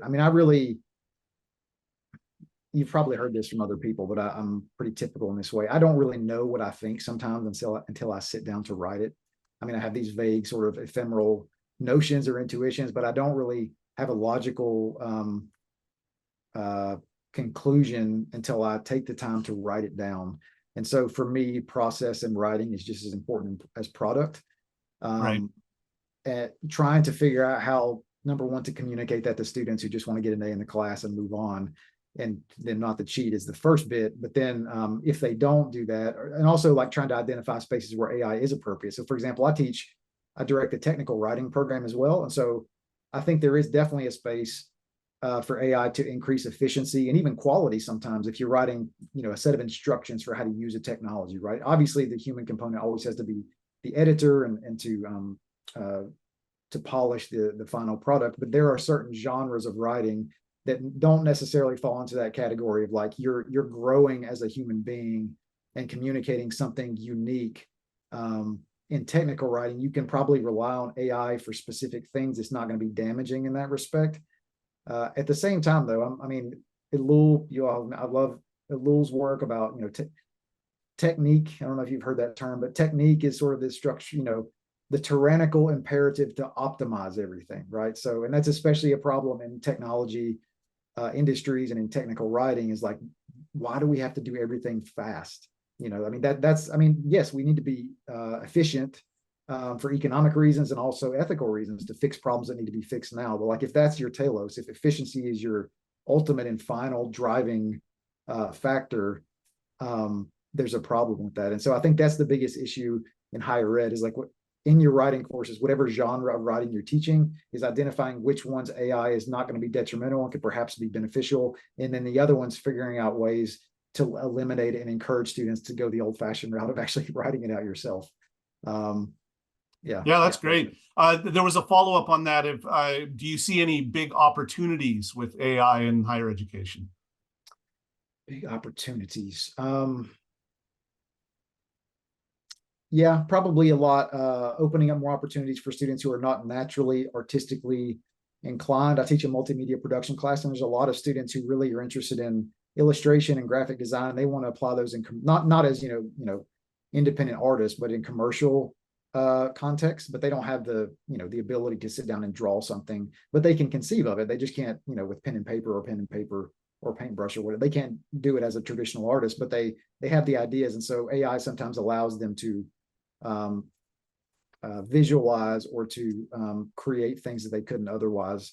So yeah, that's one area. A lot of the examples that Derek mentioned there at the end, there's different industries where AI can definitely have a great impact in terms of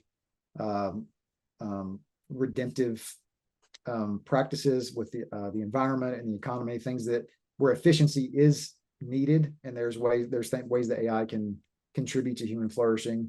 I'm just thinking, the higher ed specific to my discipline in MediaComm, I think in content creation, it can be a good tool. Yeah, absolutely.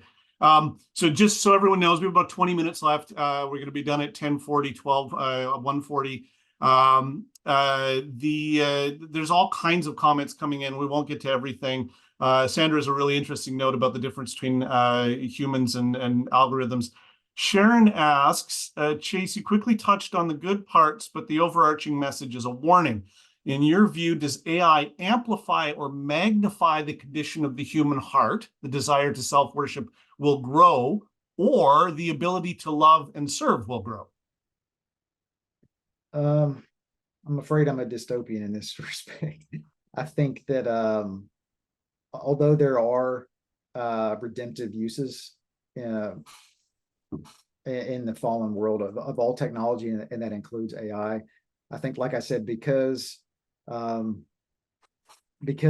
AI, it's not just because it's more powerful than other technology. There's a tendency to say, well, it's so powerful, however you want to define that it provides, that level of amplification for our human sinful tendencies. But I think it's a qualitative distinction. It's not necessarily like a computing power thing. I think it's qualitatively different in potentially bad ways because, like I said, we're making something in our image. Like all of the technologies, they're functionally powerful, but they don't pretend, so to speak, to be like us. But AI is the one project where we're trying to create the human spirit, if you will. And you see that even, as Derek said, like in a lot of folks who are non-believers in Silicon Valley, they do have this sort of a Messiah complex where they're like, absent no God, we're going to save the world. I forget his name, Mark Andreessen, was that right, Derek? Mark Andreessen, where it's like, AI will save the world. I think there's such an optimism about it. I mean, I even get swept up in it. I'm endlessly amused and entertained by having, quote, conversations with ChatGPT, and I am in awe of the technical capacity. But even if somebody, even if folks who have a solid grounding in the Christian worldview and understand that humans are different because we're created by God, even that being the case, I think we can still have a tendency, first of all, for our habits, to be shaped by it, and for us willingly to give those our daily liturgies. Jamie Smith says we build our daily liturgies around these algorithms. But increasingly, I think the more sophisticated they become, people will really start to afford a value to them that's totally different from any other technology. I mean, it's not hard to see why people, some people like have real relationships, pathological they may be, with their cars. Like I joked about having the Pearl Squirrel, but like I do know some people are like, yeah, I have a real emotional connection to my car, and they're halfway joking, but they're halfway not. They're saying, like there is this relationship with my technology. So if people can have that level of emotional connection to the thing that gets you down the street, if there's something that is communicating with you in a human way, there's that, it increases that capacity for relationship even more. So I think it's dangerous. I do, we mentioned like the demonic. I don't think it's the technology itself. Like you mentioned, like somebody mentioned like demonic AI. Like it's not like there's not some inherent quality about AI that makes it bad. It's technology is ultimately derivative of humans. So it is just an amplification of our sinful nature, but it's just the telos of this particular framework to me that is dangerous. Yeah, and someone actually mentioned this earlier in the chat, and I forget who, but that AI has ethical assumptions and concepts built right into it, right? So we're not dealing with something that's culturally neutral in any way, shape, or form, and it could be good, it could be bad. There are ideas already, there in the technology that I think are really, really important. So, this question here is a little bit more philosophical, but it follows up on our earlier conversation. And if you I don't know if you want to go with this or not, but couldn't God ensoul an artificially formed creature that sufficiently resembles the image of God? So that's obviously speculative, but it's an interesting question. Sorry, I missed. You broke up there for a second because you. Yeah, couldn't God ensoul an artificially formed creature that sufficiently resembles the image of God? Yeah, it's a tough question. God can do what he wants. Yeah. I would say God could, yeah. I think the problem is us believing that we could do it on our own. So yeah, that's great. That's the hang up. It's not that, that's the pride. I mean, ultimately, pride is the original sin and the penultimate sin. And so, yeah, it's the Tower of Babel, but amplified. That is a good question. I mean, like I said, we really struggle if you take the thought experiment to the logical extreme, like, and you do have a synthetically derived organism or android or whatever that has all the same characteristics of a human. Is it just because God created us? However you want, I mean, evolutionary biology, or however you want to understand the creation story, like, why does that make us in the image of God? And then the work of our own hands is not on that same level. I don't think it's necessarily even ontologically different. Like, they may have the exact same functions, the exact same feelings and everything, but the difference is that humans in our pride created them to be like us instead of submitting to God, our creator. So I think that third point in my framework is probably the most important, because without it, the rest of them fall apart. It's understanding that our life and our value is gifted from God. So if we re-gift that maybe to an artificial intelligence, does that mean they are the same being? I don't know. I mean, it's interesting. Great question. So the concerns, this is Case, the concerns for humans becoming more machine-like is very valid. Good stuff. How can we set up guardrails, not just for the tech companies and innovation of AI, but for the ways that consumers interact with it? Who are the players that are responsible for legislating and enforcing these guardrails, ensuring precaution? Ideally, we want more architects than firefighters. Yeah, it's tough. I think one of the challenges right now is there's so many different tools. I mean, everybody knows about chat, but there's some. I had a master's student recently who did his thesis on this, and I forget the number, but every month, there's multiple new AI tools. So any type of having guardrails or gatekeepers or regulation, it's going to be almost impossible in this world. I think that's probably why folks like Elon Musk and a lot of others just wanted to do a moratorium on development to be like, whoa, wait a minute, we need to figure some basic things out before we move forward. But I think Derek's framework for redemptive framework or guidelines where they can be applied is a good start. I don't know if there's any one organization or entity that can really do it well. It's just like anything else on the cutting edge of technology. I mean, there's not a whole lot because people don't know what's next. So how can you regulate innovation if you really don't know where it's headed? Yeah. Well, and there was a follow-up thing on that as well, where Sandra says to set up guardrails, do we not have to first agree on the ethical discipline that will be applied? Like they often conflict. Does this mean we need a new ethical paradigm? Yeah, it depends on what your telos is. The utilitarian, like if you could take the sorry, I don't know if you can hear my dog's Bigfoot's. I think it depends on the telos and how you define, is it utilitarian or the quantitative metrics or is the qualitative human component? It's almost undefinable and immeasurable sometimes. I mean, there are certain ways you can figure out how a tool is positive, but like you said, sometimes the values themselves, there are scenarios where there's not a clear path forward. I don't really know what the answer is on that. I mean, ultimately, you just chalk it up to God's providence and try to, in each specific situation, apply the norm in ways that, number one, doesn't do harm, and number two, benefits humans in some way. Yeah. So the education thing has spawned a couple things, a couple sub conversations in the chat that you might be interested in speaking into. Just as a teacher, I think this is something that is of interest to all of us who are involved in education. One of the comment threads is about bringing handwriting back, and whether that's as a teaching thing, is that a really valuable tool?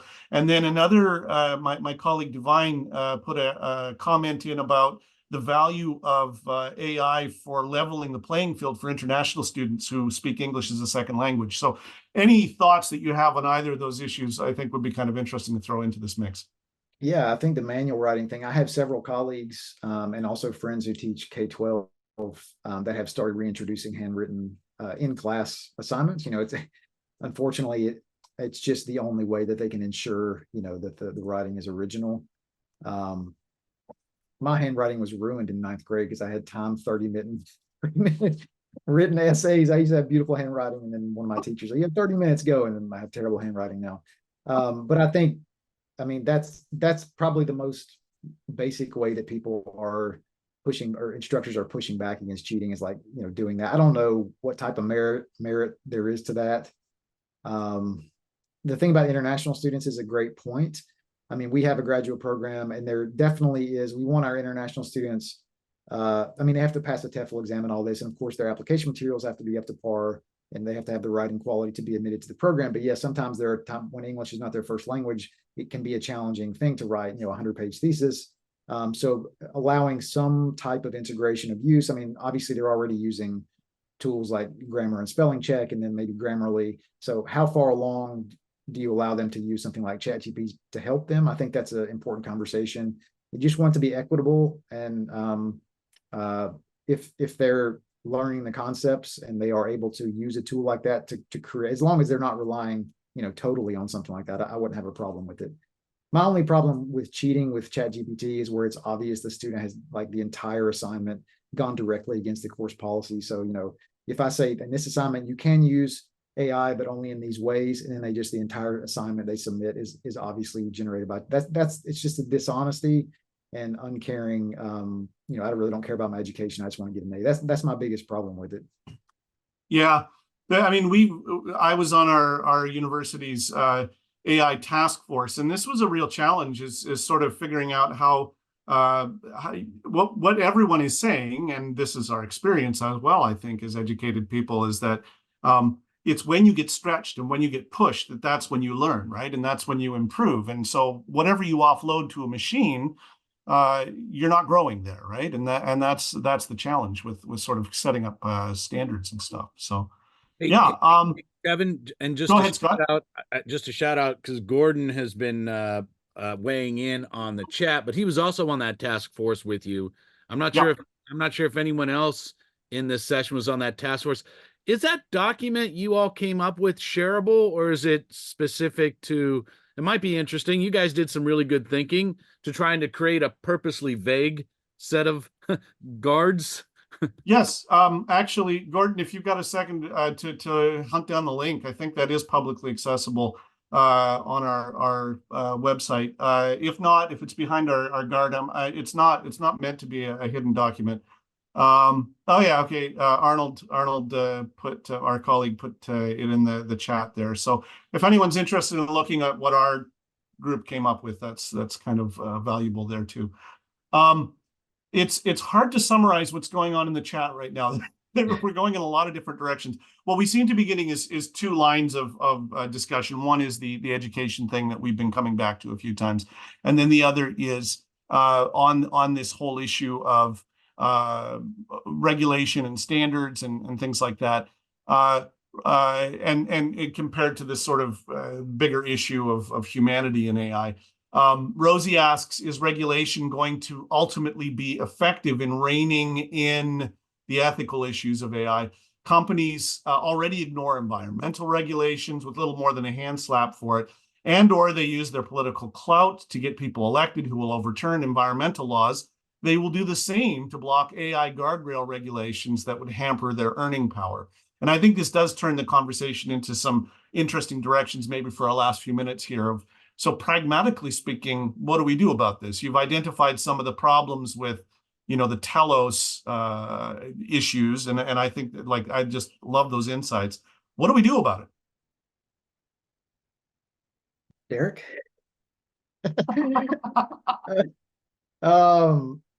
He had many more insightful things to say about it than I do.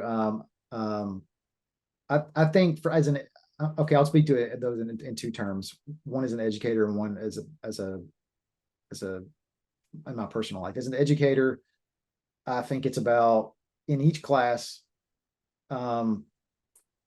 building assignments that acknowledge the relevance of AI and how students are going to need to know how to use it ethically and effectively as part of their employment in almost every sphere. So, like, not leaving them behind, so to speak, like, so they know how to use it ethically, balancing that with also leaving enough space within class for them to learn the things that are not part of AI that should be part of a classical education, which is learning how to write, learning how to speak, learning how to think, learning how to relate to other people. You can build policies into your syllabus, but ultimately I think it's a week by week dialogue. And because things so quickly, I mean, I teach immediate communication. We always joke about,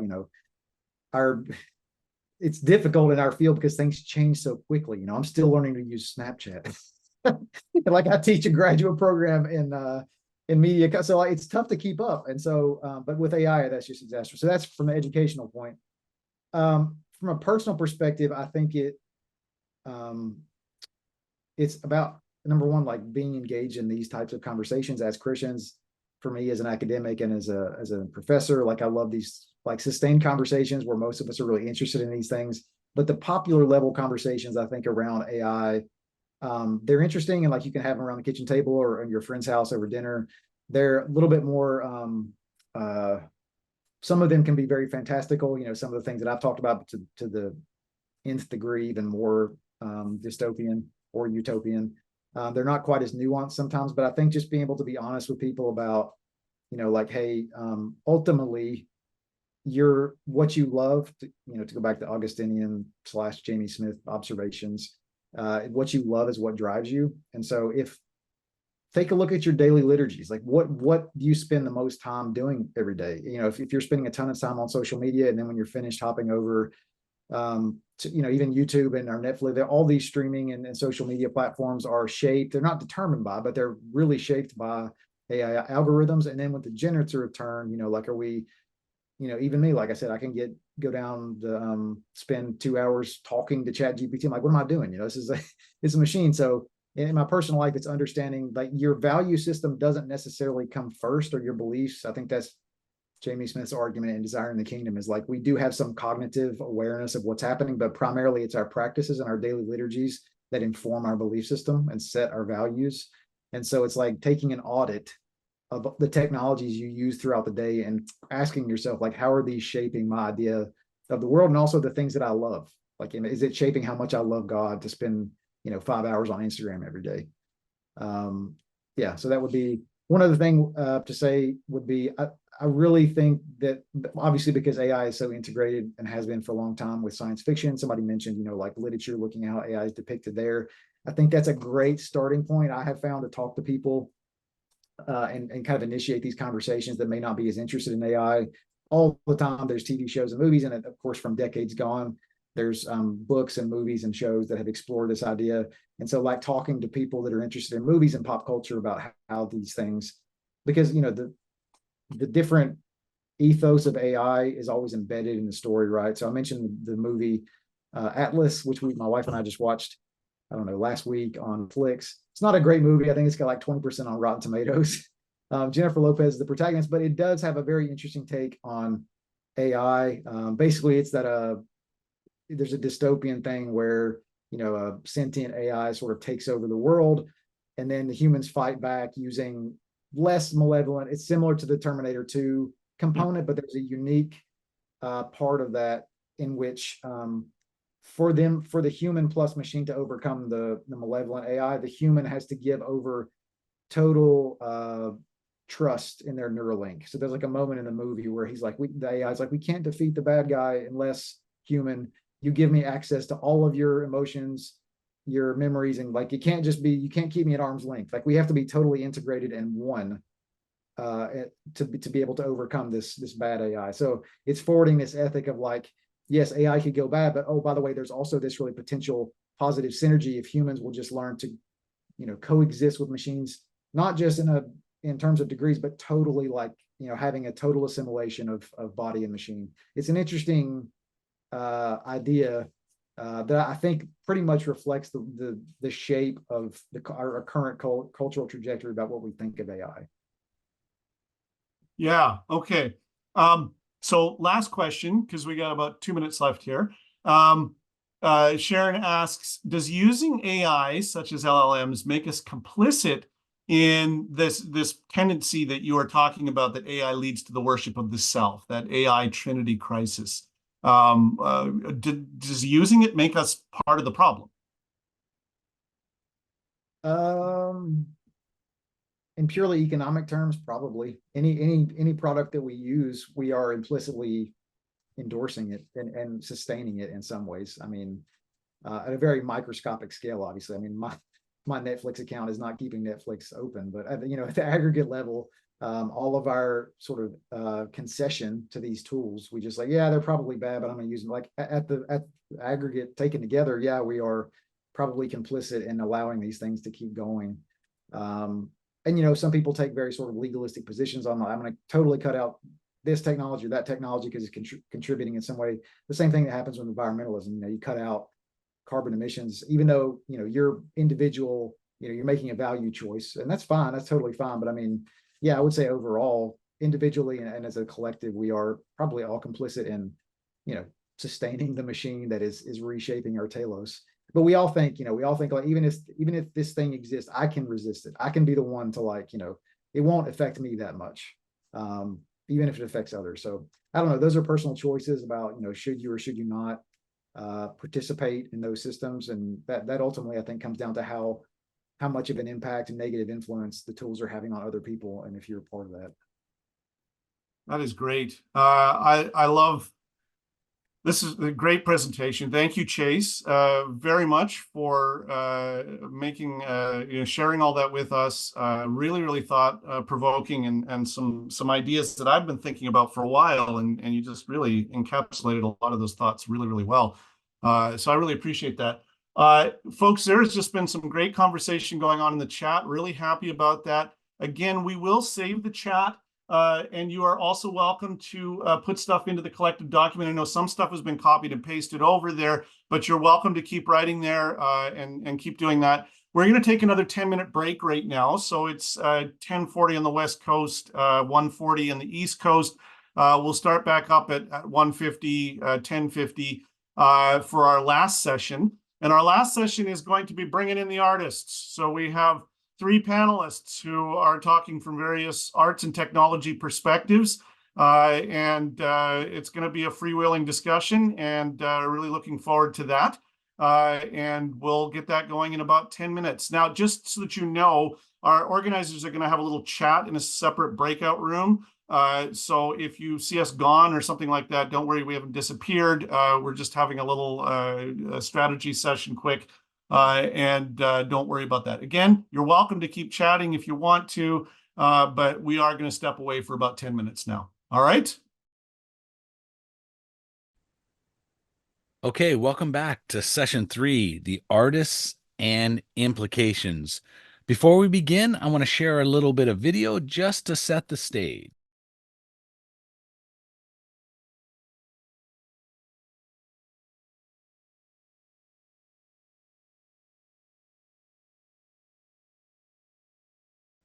All right, before we add any comment to that, we're going to turn to our artists. First, I would like to introduce Stephen Rendell.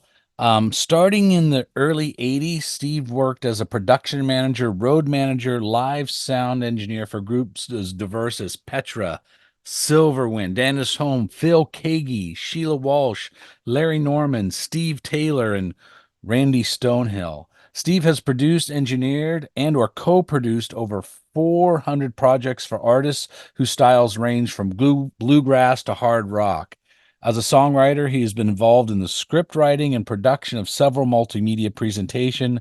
An award-winning producer, Steve has won over 40 industry awards, including a Juno Award, several Covenant Vibe Awards, and in 2006, he won the CGMA Covenant Award for Producer of the Year, and in 2022, Steve was presented a Lifetime Achievement Award by the Canadian Gospel Music Association.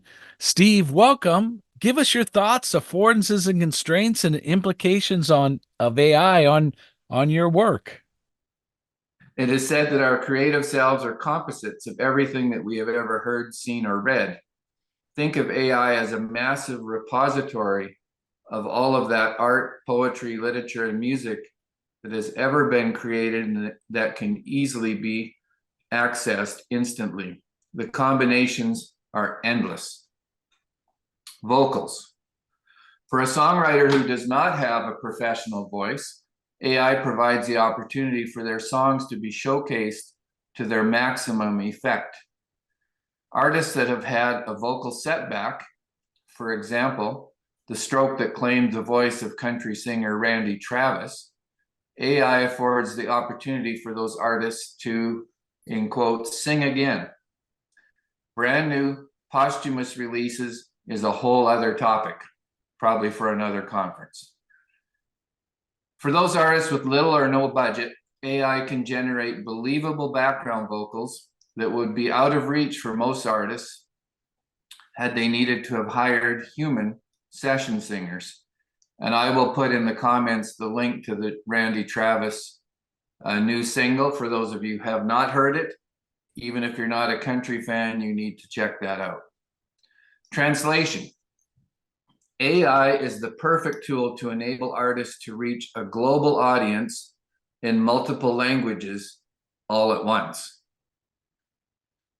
Fourth, orchestration. AI can provide complex orchestrations for an artist's songs that would be both costly and unattainable for most. In conclusion, AI is the new frontier for musicians and provides endless opportunities for creativity and artistic growth. Thank you so much. That's my 2 cents on the matter. Thank you, Steve. You'll be weighing in in the next bit, but we want to hear next from Kenneth Chang. Kenneth Chang is a Korean American filmmaker and influential voice in creative and spiritual space. He's raised in Los Angeles, and he seamlessly blended his passion for storytelling with his faith, serving as a teaching pastor for over 20 years. He debuted as a director in his 2022 horror short, Refuse. Refuse or Refuge, Kenneth? I want to get my pronunciations right. It's both. It's refuse and refuse. I love the simultaneous ambiguity, where he also excelled as the producer, co-writer, and lead actor, and his work earned him the Emerging Filmmaking Award at the Win-Writer Conference in 2024. And if you don't know that, that's connected with the Sundance film gathering. He's known for his innovative approach to preaching, often exploring gospel through a creative lens. And as the head of narrative production at the Uncommon Voices Collective in Pasadena, Kenneth focuses on pioneering methods to narrate the story of Jesus. He holds an English degree from MCLA and an MDiv from Fuller Theological Seminary. Without further ado, Kenneth, how are you doing today? Great. Thank you so much, Scott. And thank you so much, everybody, for what you shared today. It was so enlightening. I'm going to start off with a few seconds from my short film and then go into a discussion. Not a discussion, just continue my talk.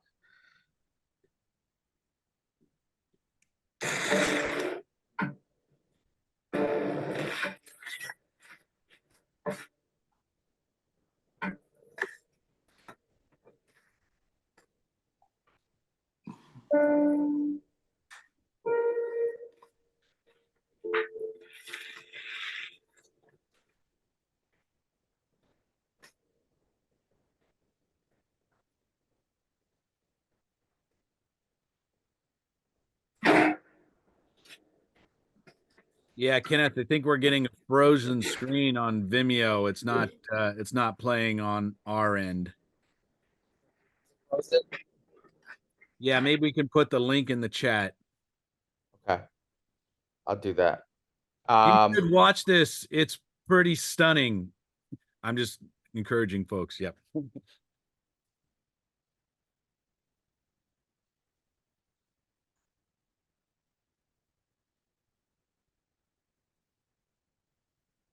Okay, great. Can you see this screen? Yeah, but you're showing the it looks like it's the poster. Yeah. Yeah, I stopped the video, but basically the reason I showed that scene was we had a moment in the movie where we had a trash bag that's growing, and it makes it look like a body's growing out of that. I'll definitely send you all a link later. The reason I brought that up is because we did two things. We did a practical effects where we put a dummy inside of a trash bag and we filled it up with hydrogen, and we kind of allowed it to expand. And then we gave that off to the visual effects artist, who is a Marvel artist who worked with Shang-Chi. And we spent the majority of our arts budget to make sure shots like that were done really, really well. It was after multiple like revisions going back and forth, that we discovered AI tools that can enhance some of the practical things that we did. And so one of the questions we had as a production company is like, if we can save thousands of dollars and more editing time, should we use more AI tools? So the short answer to that is we've been exploring already. I work in the horror film space. Thank you all so much for allowing me to speak. Let me go ahead and share this real quick.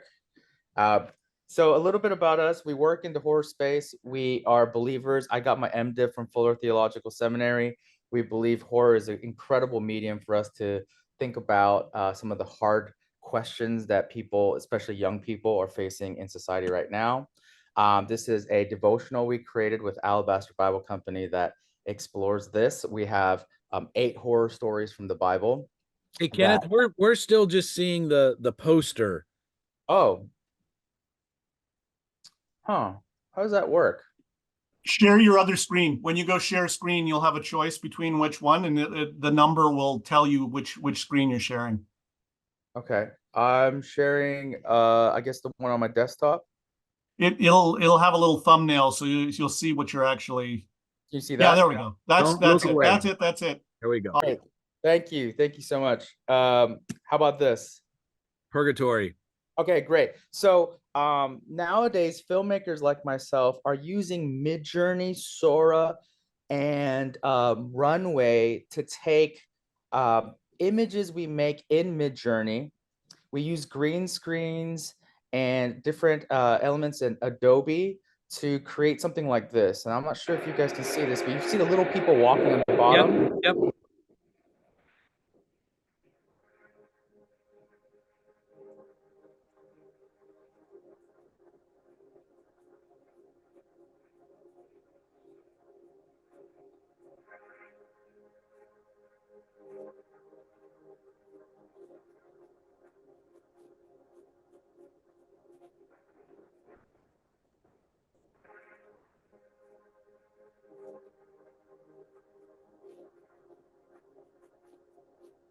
So I won't show you the whole thing, but basically the backgrounds of this was all done by AI. I've utilized AI to create backdrops like this. Typically, we would obviously hire artists to design these things, but I was able to recreate a video like this in a matter of hours versus what we were able to do in a few weeks. Sometimes we can use green screens and then actors within those green screens, cut them out and then put them on a backdrop for something like a backdrop like this. And so obviously, most recently, you have heard of the Writers Guild strike in Hollywood. We have this young lady having a sign that goes, AI, more like AI, right? There's this fear in Hollywood, and rightly so, that AI screenwriting tools, visual effects tools can replace humans. And so it's not there yet, or even close to being there yet. But there is a general fear. And so part of the negotiations that was happening within the WGA is making sure there was protections for writers for future scripts. Now, I wanted to think about a phenomenon that I think could help me kind of wrap my head around AI. I clearly use, and I think it's helpful for filmmaking in terms of budget. But one of the phenomena I wanted to think about was uncanny valley. Have you all heard of that? Uncanny valley is when we create something that we try our best to make it so human-like that the subtle differences makes it terrifying for us. And on a physical level, like the robot you see here, who has an AI machine learning for her brain, but her face is made of like plastic, that for some reason, so many people are terrified of Uncanny Valley. And it's because it's like kind of human, but not quite. And I thought what was interesting in Genesis 1:27, when it says, so God created man in his own image, in the image of God, he created them, male and female, who created them. The part of being made in the image of God is we're able to recognize authenticity, and we're able to recognize the soul. And so I think the uncanny valley phenomenon is not something that's just physical, but then that even when we read something that's written by ChatGPT, without having it being edited, there's a part of us that when we read it, we're like, there's something robotic about this. And so I wanted to end my talk with this image of Luke Skywalker, who's about to use a machine to blow up the Death Star. And then Obi-Wan's voice comes out and he says, Luke, use the force, use the force. And he puts the machine away, blows up the Death Star, right? This hero pushes away the reliance of a machine and uses what's within to defeat the great enemy. And I thought this was a perfect way to think about and then ask, where does our true hope lie, especially as me as a creator? It says in Psalm 27, some trust in chariots and some in horses, but we trust in the name of the Lord our God. And so as a filmmaker, one of the things that I've devoted myself and our organization is to make sure that we use tools, but we don't let those tools determine how honest and how well we want to capture what the human soul could look like. So realistic stories that are that really reflect what we go through as humans and not rely on algorithms to help us to tell those stories. So that's a little bit about my relationship with AI. And so thank you so much for having me. Thank you, Kenneth. Thank you so much. I'm going to now introduce David Vandis. He's a former video director who has worked with Electronic Arts, Discovery Channel, and the NBA. Now he's launching a community platform titled Go Together, which uses AI to match members into core groups based on their interests, goals, and challenges. And AI modules assist these groups. It's gotogether.plus. I believe it launches yesterday or today. So, you know, we're seeing it at the beginning. David, welcome. Tell us something good. Oh, where do I go? I said to Scott once, when I have all this to say, I don't want to say anything, because where do you go? I'm a real praying person. And whatever I'm doing in this time, I think, or I believe, is kind of an overflow of a season of prayer and rest. And as I went down this path, I knew that I would need certain tools at some point in this path to perform what was starting to kind of bubble up for me creatively. And over the course of time, certain tools started coming out, AI tools.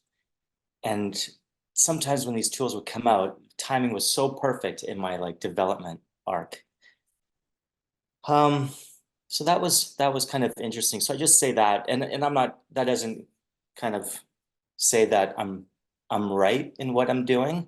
I'm just, I'm just stumbling one day at a time kind of thing, trying to rest, trying to pray, trying to jump off cliffs, metaphorically.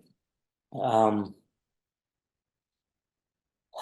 the last few years, I've had to go attend a number of funerals, friends taking lives, and discovering friends, or just people in very kind of deep loneliness and isolation. And that was unfolding at the same time as kind of this creative vision was stirring. And I started about 2 years back, I started surveying just people online and on the streets, just finding kind of commonalities to do with connection and human connection. And I discovered this one point of information that really started to rise to the surface. And it was, people are tired of trying to figure things out by themselves. And as I would talk to different kind of professional sectors or demographics of people, it was just kind of all over the place. And I kind of started to realize, we don't necessarily need more information. We need people to process the information with. And then through a bunch of research and different prototyping and testing, I started to see that there's a real key value as people with smaller kind of core groups. Much of what we have online right now is I'm a photographer and I'm in a group with 20,000 photographers, so I'm super connected. But in the personal lives of people, it hasn't been helpful for, for whatever reasons. And then, but then there's, you can do one-on-one, you can pay for a counselor for one-on-one and you can kind of process things you're going through, but it just seemed like system-wide or society-wide, we were just missing pods of people just working through life together on whatever they're dealing with. But then this is where the thing of AI starts to come in is, but what if you kind of, through real subtle ways, identify people's personality types, their experience on a subject, their challenges, their goals, their interests. And let's say you have a community of 1,000 people or 10,000 people. What if you could quickly just break everyone down into, 5 to 7 person groups? That's very, And it's not about matching the same people together. It's about matching, what's the word, complementary people together according to where they're going.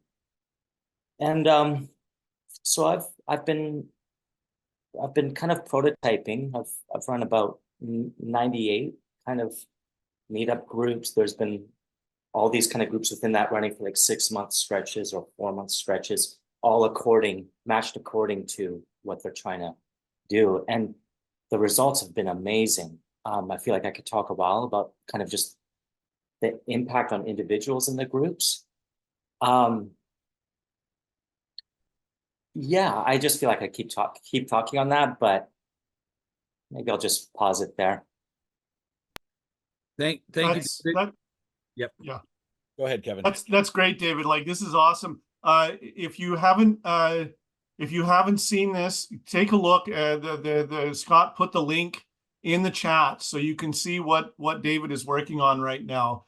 And can you just explain it just a little bit more? So there's these groups here. Where does the AI come in? Like, how is this different from, say, like a Facebook group or something like that? Where are you applying that? Yeah, so let's say I partner with a community of, like, let's say 1,000 people. So we make stuff on there, which is for artist groups. That's an artist initiative I was involved with, still am, and there's about 1,000 people on that email list, particularly in Western Canada, very involved with the arts and faith. And so basically we could take any number of those people and just plop them all into small groups. And there's a reason for this number of groups is, in truth, like the great number, the perfect number is about 4 to 5 people. What happens is you're all in the same topic. You all relate to each other's pain points really well. And you also help catch each other's blind spots with what you're sorting through. Mm-hmm. Larger groups than that, not everyone has room to help each other and to receive help. And then the length of time that we do it, for example, dad groups will be an hour and artist groups are about an hour and a half, and they can just keep going. So there's like context around the type of people meeting. Yeah, so I don't know if that explains it. I'm pretty like heady into it at the moment, so I don't know if I'm like explaining it well. No, but what I'm hearing is that the people who join, the AI reads a profile of them and then uses that to connect them with other people that match them well. And basically over time, so every month, we're doing both matched groups that meet over time, but also this thing of that isn't on the site yet called mixer groups, where let's say there's a community or business or for networking. Let's say there's 3,000 people. You can set your very specific preferences, and every 2 weeks you can do a mixer group meeting with new people, very particular to what you prompted, but you can keep updating your preferences over time, and you can indicate who you like meeting with, who you don't. You can report people. And basically we have 2 guiding rules in the whole thing. One is privacy, if it's what's said in the group is private, keep it in the group. The second thing is don't value what you're saying more than who you're saying it to. Mm-hmm. And I've noticed in the testing, anytime something starts to go sideways in the dynamic of the group, it's because someone has stepped out of that second rule. Yeah, that is great. All 3 of you, thank you so much for sharing. What I love about this is that we have some real hands-on kind of experiences here that all 3 of you have shared from your experience in playing around with these technologies, and also fairly optimistic takes on things, and that gives us a nice sort of blend of different voices and perspectives and things to think about in this conversation. So we've got about 30 minutes. We're gonna be done the conversation in about 11:50 Pacific time or 2:50 in the Eastern time zone. So same kind of thing. We're looking for conversations and questions that you're interested in talking through with the artists. And what we'll do, guys, Steve and Kenneth and David, is just pop in when you feel like it. There's only 3 of you, so you can kind of jump in as you feel led with the questions. And we'll just kind of let the conversation go where it may. I wanted to sort of boot us off with, I have a couple of thoughts and questions about all this stuff. So if I get to all of them, that'll be great. But I'll start off with one. So do you see artificial intelligence as just another tool in the same way that a paintbrush would be, or a saxophone, or something like that? Or is there something qualitatively different about this kind of thing because of the way it mimics human thinking and human activity, in a fundamentally different way? Or is it just another tool where we're just learning the parameters and we just have to figure out how best to use it? Well, I think from my perspective, it's a tool on steroids, right? Like we've made such a leap in technology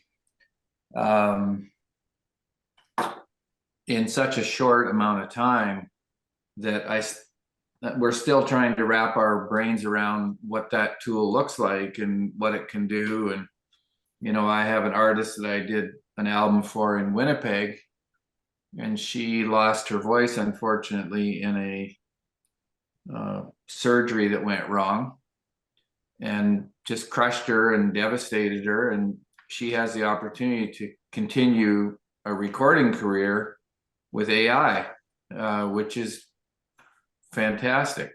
Not dissimilar to what happened to Randy Travis with the stroke.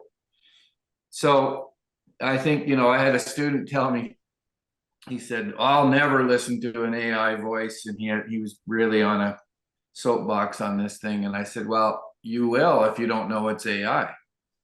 Like, it's so good, that how are you going to know? So, I mean, that brings another whole set of questions, obviously, but the quality has gotten so good so fast that I look at it as a incredibly powerful tool. Okay, great. Kenneth or David, anything you want to add to that? Kenneth, go ahead. Yeah, I mean, someone mentioned earlier this idea that AI can't escape the nature of sin. Right. So when I think about Hollywood, right, there's a lot of criticism you can have for Hollywood. And so if Hollywood is already about the bottom line and it's okay to not guarantee basic standard human involvement or fair pay, I think a tool like AI can just exasperate like the problem that's already there. And so it's interesting. Like, I love the idea of using AI to enhance my art. At the same time, I understand that I'm in an industry where artists, if they want to get paid well, they're already part of a system that's already flawed. Yeah, it's a tricky tension for me. In the frame as we get into this, playwright Alan Loeb, I love this quote. He goes, every artist on the planet is having a Wile E. Coyote moment right now.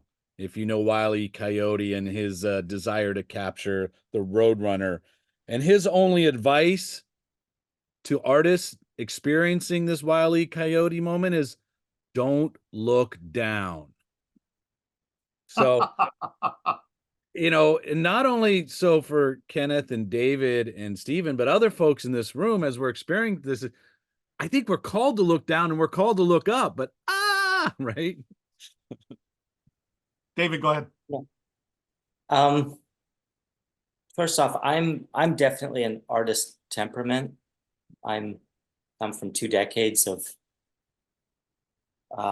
creativity as my main focus of attention as far as doing stuff. And it was that temperament that led me, I sensed led me down this funnel. And this was an artistic act for me. And as far as like what was happening internally in me, so it might not look like a piece of art, but the process of how it came about was, for me, was just me being me. Whatever, you know, that is, I'm finding that out. Yeah. But as far as the tool, you know, the theme of tool, I think it's an interesting one. I think I from my perspective, it's always been and always will be a tool. I think the question is our perspective of what is a tool and what is it allowed to do. So when I think of connection, so what I'm developing is at the core about basically like success for me with it is each individual has connection. And after every call, they have an effect of a genuine connection, because we're wired for it. I think of friends who have taken their lives or are in loneliness and like extreme loneliness. And the question then I have is it then okay for technology to address that void when they have too much shame to reach out to the world around them, or they have no world around them? Mm-hmm. And can that bridge them through a period of time or through a period of heartache? And is that okay?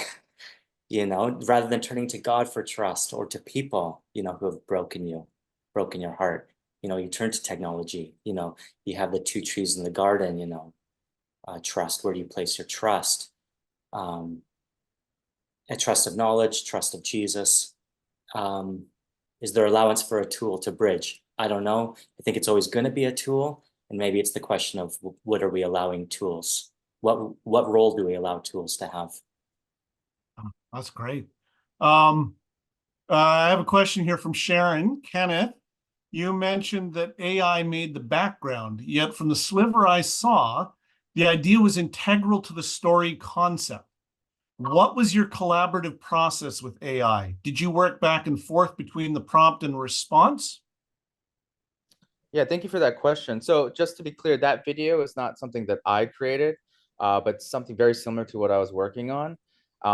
So yes, I will first set tone and theme and say, hey, I want to create liminal space. Then I'll say I would like to have a wide shot of this. I would tell that, hey, you put too many mountains in, erase the mountains in the foreground. And then I will utilize certain imagery from William Blake. Say, hey, William, use kind of like the style of William Blake's art pieces to think about this background. So yes, I do have a hand in making sure it looks a certain way.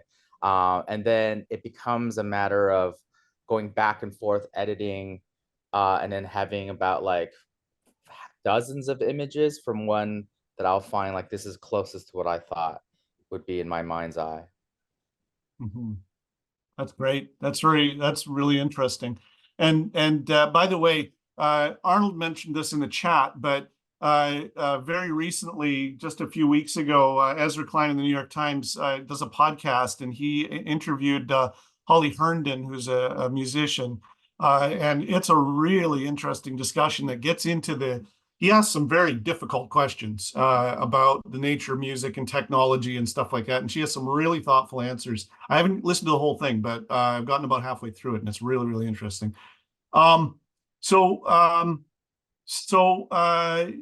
Derek actually asked a question, our keynote speaker from earlier.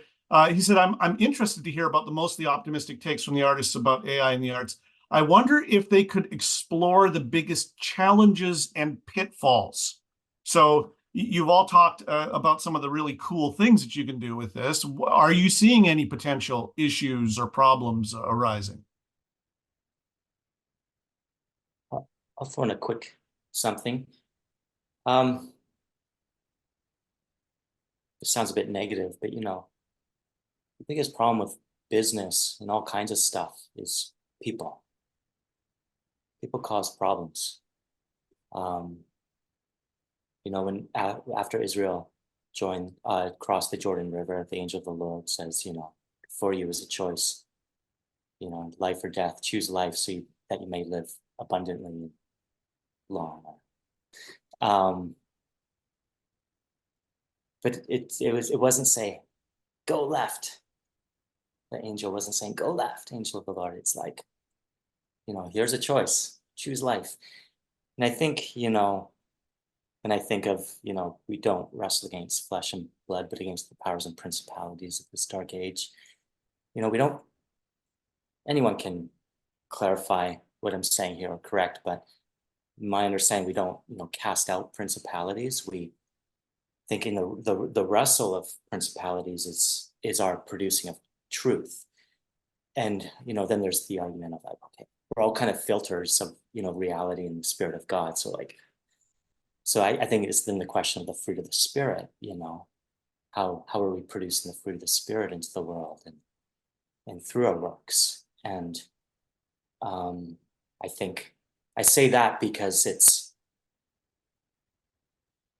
I think both sides are unfolding. I don't know if it's sides, it's like deception and not, or, you know, truth. There we go. Steve, go ahead. Well, I would say, you know, that there are certainly some pitfalls and downsides. I mean, one obvious one would be economics. You know, if I can produce on my laptop a professional sounding orchestrated record, or whatever it's called now, piece of art, I'm obviously not paying session musicians and arrangers and conductors and studios and all those kind of things, which is definitely a shift. But we've seen shifts like this when MIDI came out, for instance, the musical interface. There was a huge hue and cry about, oh, that's going to, you know, take away jobs and whatnot. And then when Pro Tools came out, or Logic, all these kind of programs.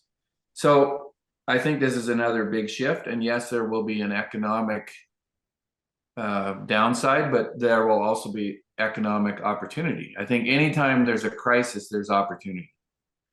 And it's up to us to find those opportunities. So yes, there's definitely downsides. I'm fully aware of that. Yeah. Kenneth, do you want to add anything? I think just like complications with intellectual property. If I take Robert De Niro's face and I slightly tweak it, like at what point are we going to say like, no, that's still Robert De Niro? I think you can do that with any part of stories. And it's interesting because AI could bring a democratization of filmmaking. Like people can start making films off their laptop. And so, yeah, I'm just wary of what is going to now start happening. Yeah. I can jump in real quick. There's a theme in the chat basically surrounding authenticity and how real it is and all that kind of thing. You know what? It's moving so fast. I challenge anybody to listen to that link I put up with Randy Travis and tell me that's not Randy Travis singing. It's mind blowing. Yeah. So, and this is early days. Like, what's it going to be like in 2 years? Yeah. I'll just throw in a quick thing. I kind of engage with AI tools from an artist's seat. I feel like I haven't had a lot of time to like myself like theorize what's okay and what not okay. Like I'm just like, oh, more tools to play with. and I like for myself, you know, there's a difference between, let's say as a filmmaker at heart, I'm a 51% filmmaker person. And at a filmmaker at heart, I want to be self-aware. I choose to be self-aware. And is when I'm producing content or when I'm producing story or cinema. Lack of better wording. I don't know what word to put here, but maybe authenticity or content. And so then it's the question of what is it for me just with the creative process doing that? Because it doesn't mean I have to show the world this stuff, I'm just creating, I'm having fun. I get to do this because I have free will and I exist. Then there's the question of what I put into the world of content or authenticity. I, with this free will, can do whatever I want. I can put that into the world. Then there's the question of how do I package it and frame it to the world, as far as you call it marketing or whatever, not hoodwinking people. And I'm down with both of those. Yeah, great. I just wanted to highlight, David put a question in the chat that I think anyone could answer. Can AI reliably produce work in your area of expertise that reliably fools you into thinking it's human? And I'm just going to let that conversation keep percolating there because I think it's a really interesting one. And Steve actually spoke to that briefly as well. I got a different question here that I want to throw to our panelists from Chase. Much of the consideration about AI's place in creative art seems to hinge on the mind. But I wonder, from the artist's perspective, how does the heart shape their creative endeavors in ways that AI can never touch? In other words, AIs generally seem to augment our mind, but to what extent does the human heart drive creativity in ways unrelated to mere mind? That's a great question. Mm-hmm.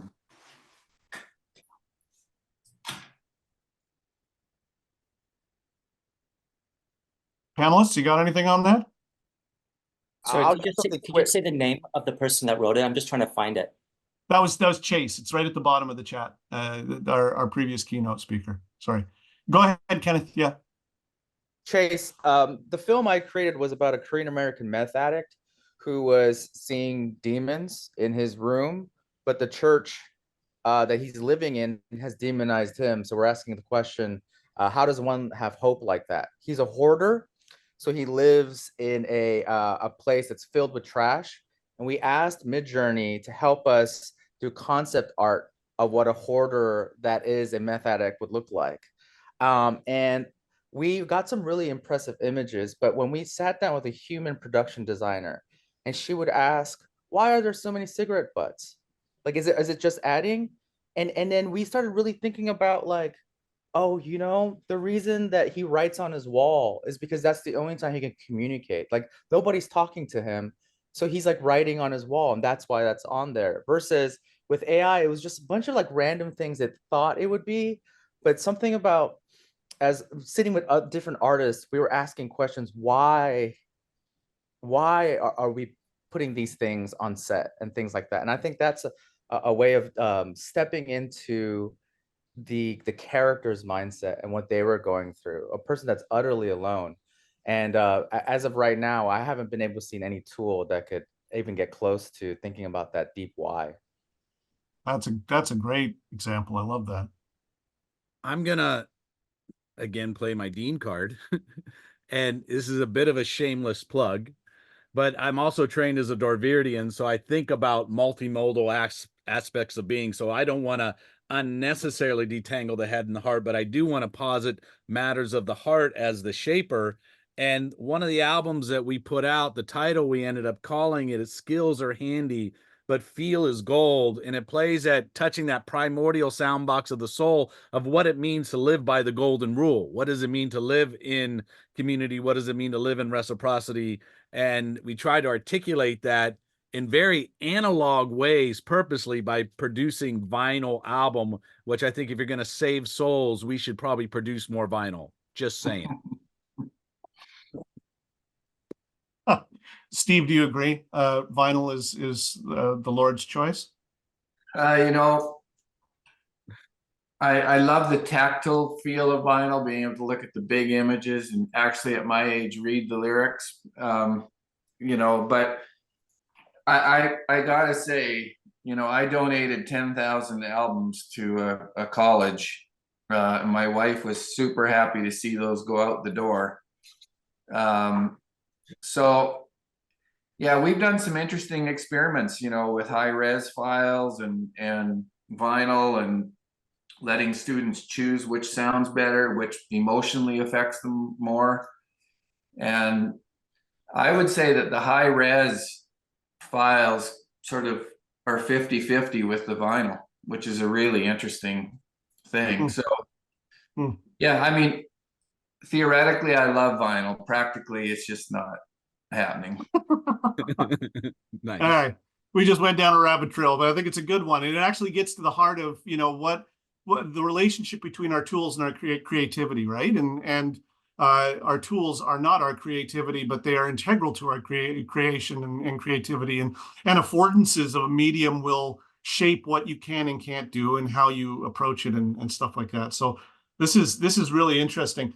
We got about 10 minutes left in this Q&A session, and I want to introduce something just for us to respond to, and this can go on in the chat, or you can write it in the document, the collective document that we're doing.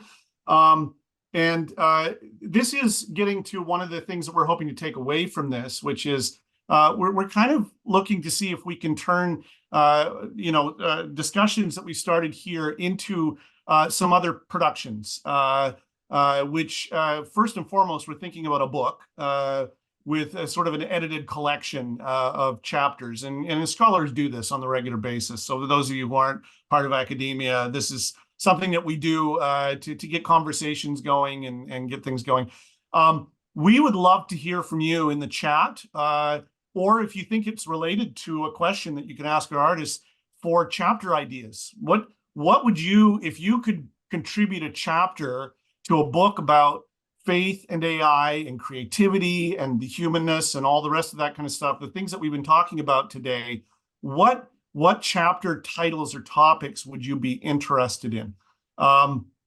So throw them in the chat there, and if it spawns a question that you think would work for this conversation, that would be wonderful. I'm going to throw. I have a couple more questions in the chat though for our panelists here.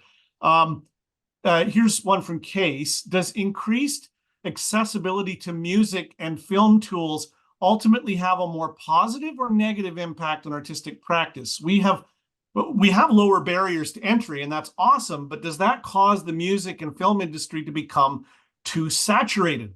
And how does AI play a role in this accessibility to artistic practice? And this is something that I've talked about with my media students in my intro media class, that one of the big shifts in the early digital era in the late 90s, early 2000s is that the tools of making art became so much more accessible. And once you can afford a cell phone that can basically do the work of a $1 million movie camera from 10 years earlier, you suddenly opened the gateway really wide. And that's wonderful on one level. And on another level, we're just flooded with this stuff, right? And AI right now is churning out massive amounts of material that some people say threaten to bring the internet down and cease to make it a useful thing because we just can't find anything useful on it anymore. So I think it's a great question. Does this increased accessibility, is there a downside to it, or do you just see all upside here?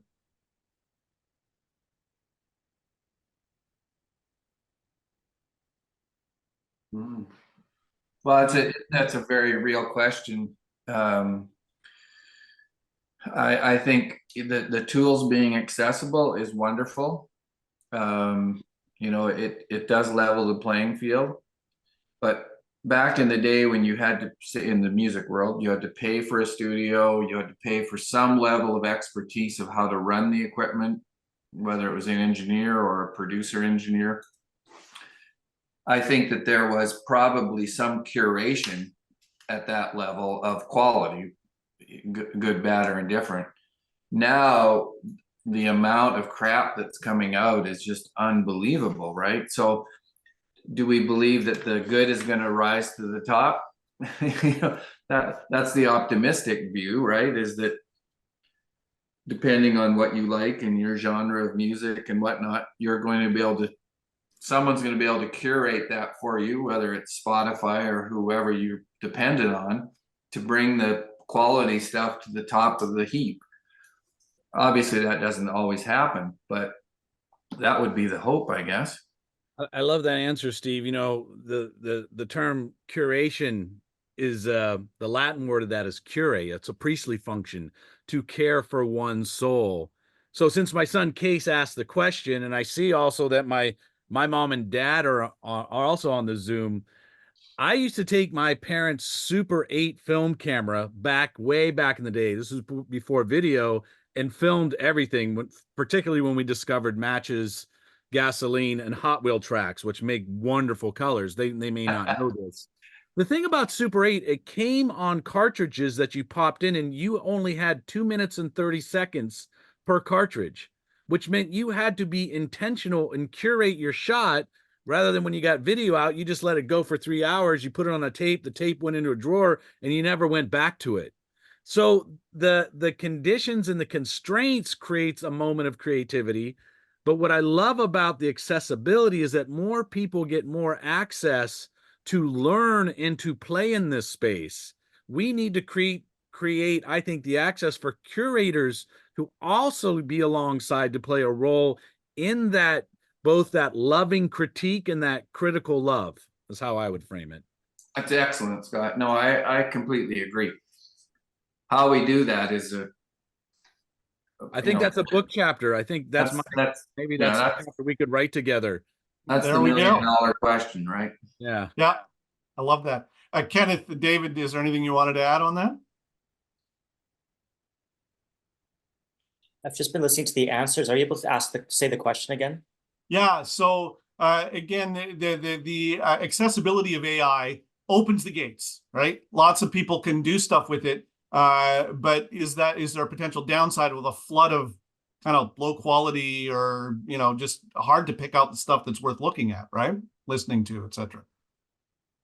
I think the downsides, I think we'll each individually have our perspective of what downside is, whether we need to learn a new job or like basically by oversaturating with just this ability to do all this stuff. So around 2008, that happened to me as a video director. Both DSLR cameras came out, so technology dropped significantly in price, and the recession happened. So about half the ad agencies in my area shut down. And because of recession, all the marketing budgets got slashed. And the question I had to ask myself is, why did I get into this? And to this day, I haven't stopped my passion for video making. So it's totally over, but I don't treat it like a business anymore. I treat it as a passion, as a hobby, because I can't compete with, honestly, 10-year-olds using the current tools, producing stuff that I was doing professionally at 25. But I could easily spend a lot of time complaining about that in the mirror with the lights off. I got to make a choice. And why did I get into this, and how do I riff on that? Love that. Kenneth? I think what could help us think about, okay, so right now if you make an incredible film, you're still at the mercy of distribution channels to get it to the right places. And there's a reason we don't pay $15 to watch a YouTube video. YouTube videos are incredible, and some of these things are incredible, and I've seen amazing videos. I have never seen yet, I think, what I would like to say, like a Martin Scorsese type of movie for free on YouTube. Meaning that I think there are still distribution channels that are going to be at play. So yes, there's going to be more art. There's going to be more films than ever before. But I think there's going to be key distribution channels. And if we can champion what we see as good art, I think we'll be okay. Okay, so there's an example of, if you guys have heard of Fable Studio. Fable Studio is a Emmy award-winning San Francisco startup on Thursday.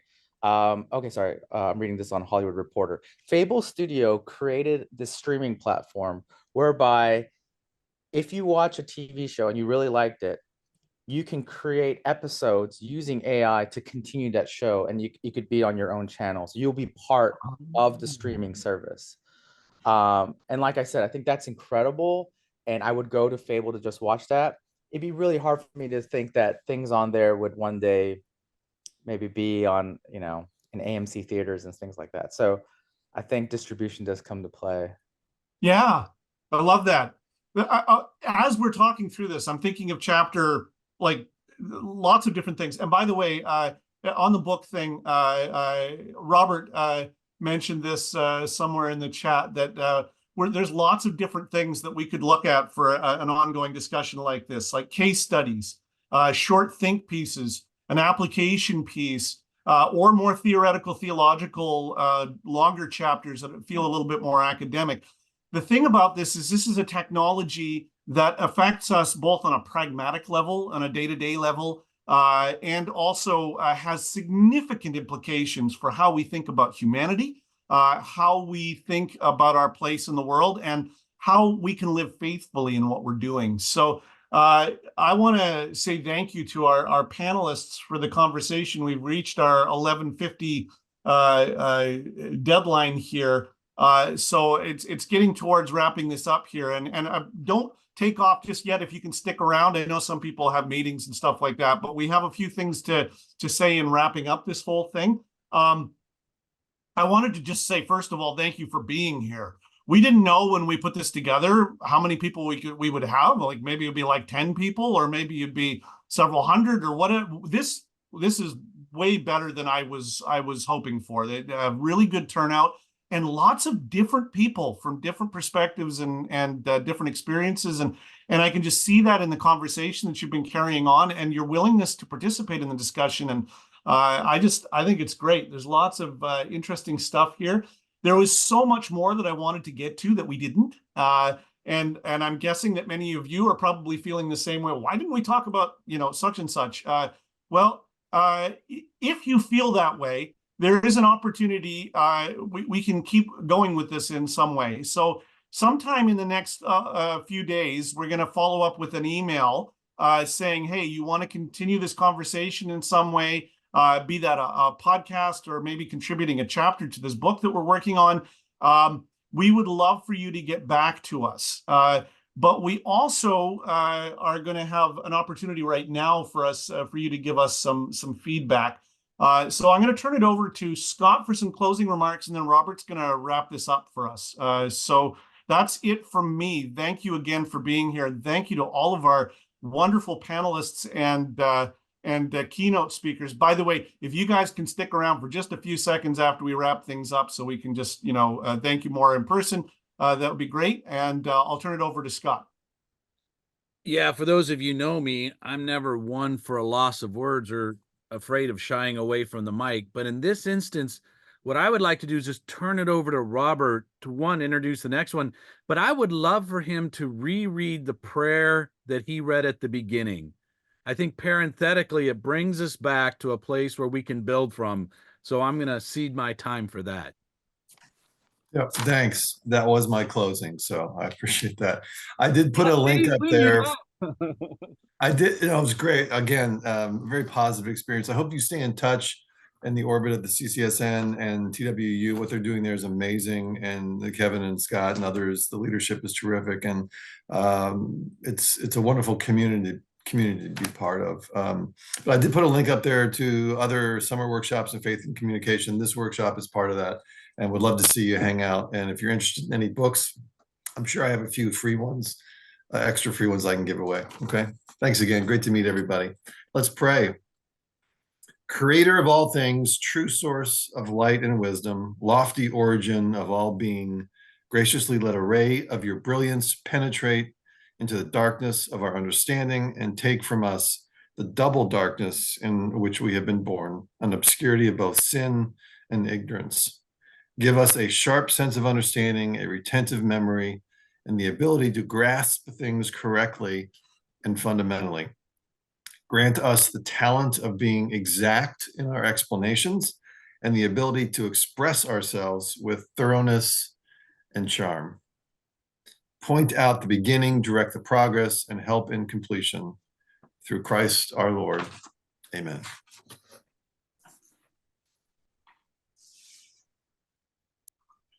So Robert, the survey, how are we going to do that? That'll go out in, I sent you the link, so you could put that in the chat box there, or I can go grab it as well. and Right. put it there. I'll do that right now. It's a very short feedback survey, 8 or 9 questions. It'll take just a few minutes to fill out, I promise. It really helps us to figure out how we can serve you better and do things better in the future and keep in touch with you as well. So here comes the link. And keep in mind, authentic humans provide human feedback. And if you're not providing feedback, we're going to question. Yeah, don't get ChatGPT to fill it out for you, okay? Please. That's That awesome. was too good. That was too good. Thanks, everyone.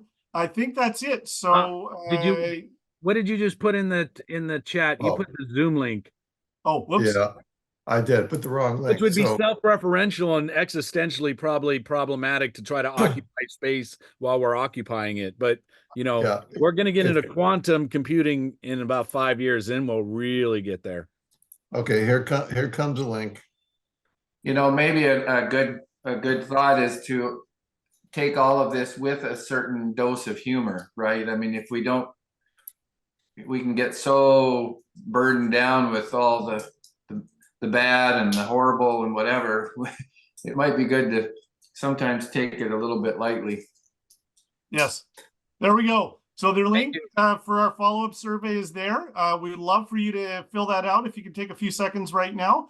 And we will follow up with some email communication shortly so that you can hear from us. And if you want to continue the conversation, we'd love that. Otherwise, blessings on you all. Thank you for being here, and you're free to go. And thank you so much for being here and sharing this with us.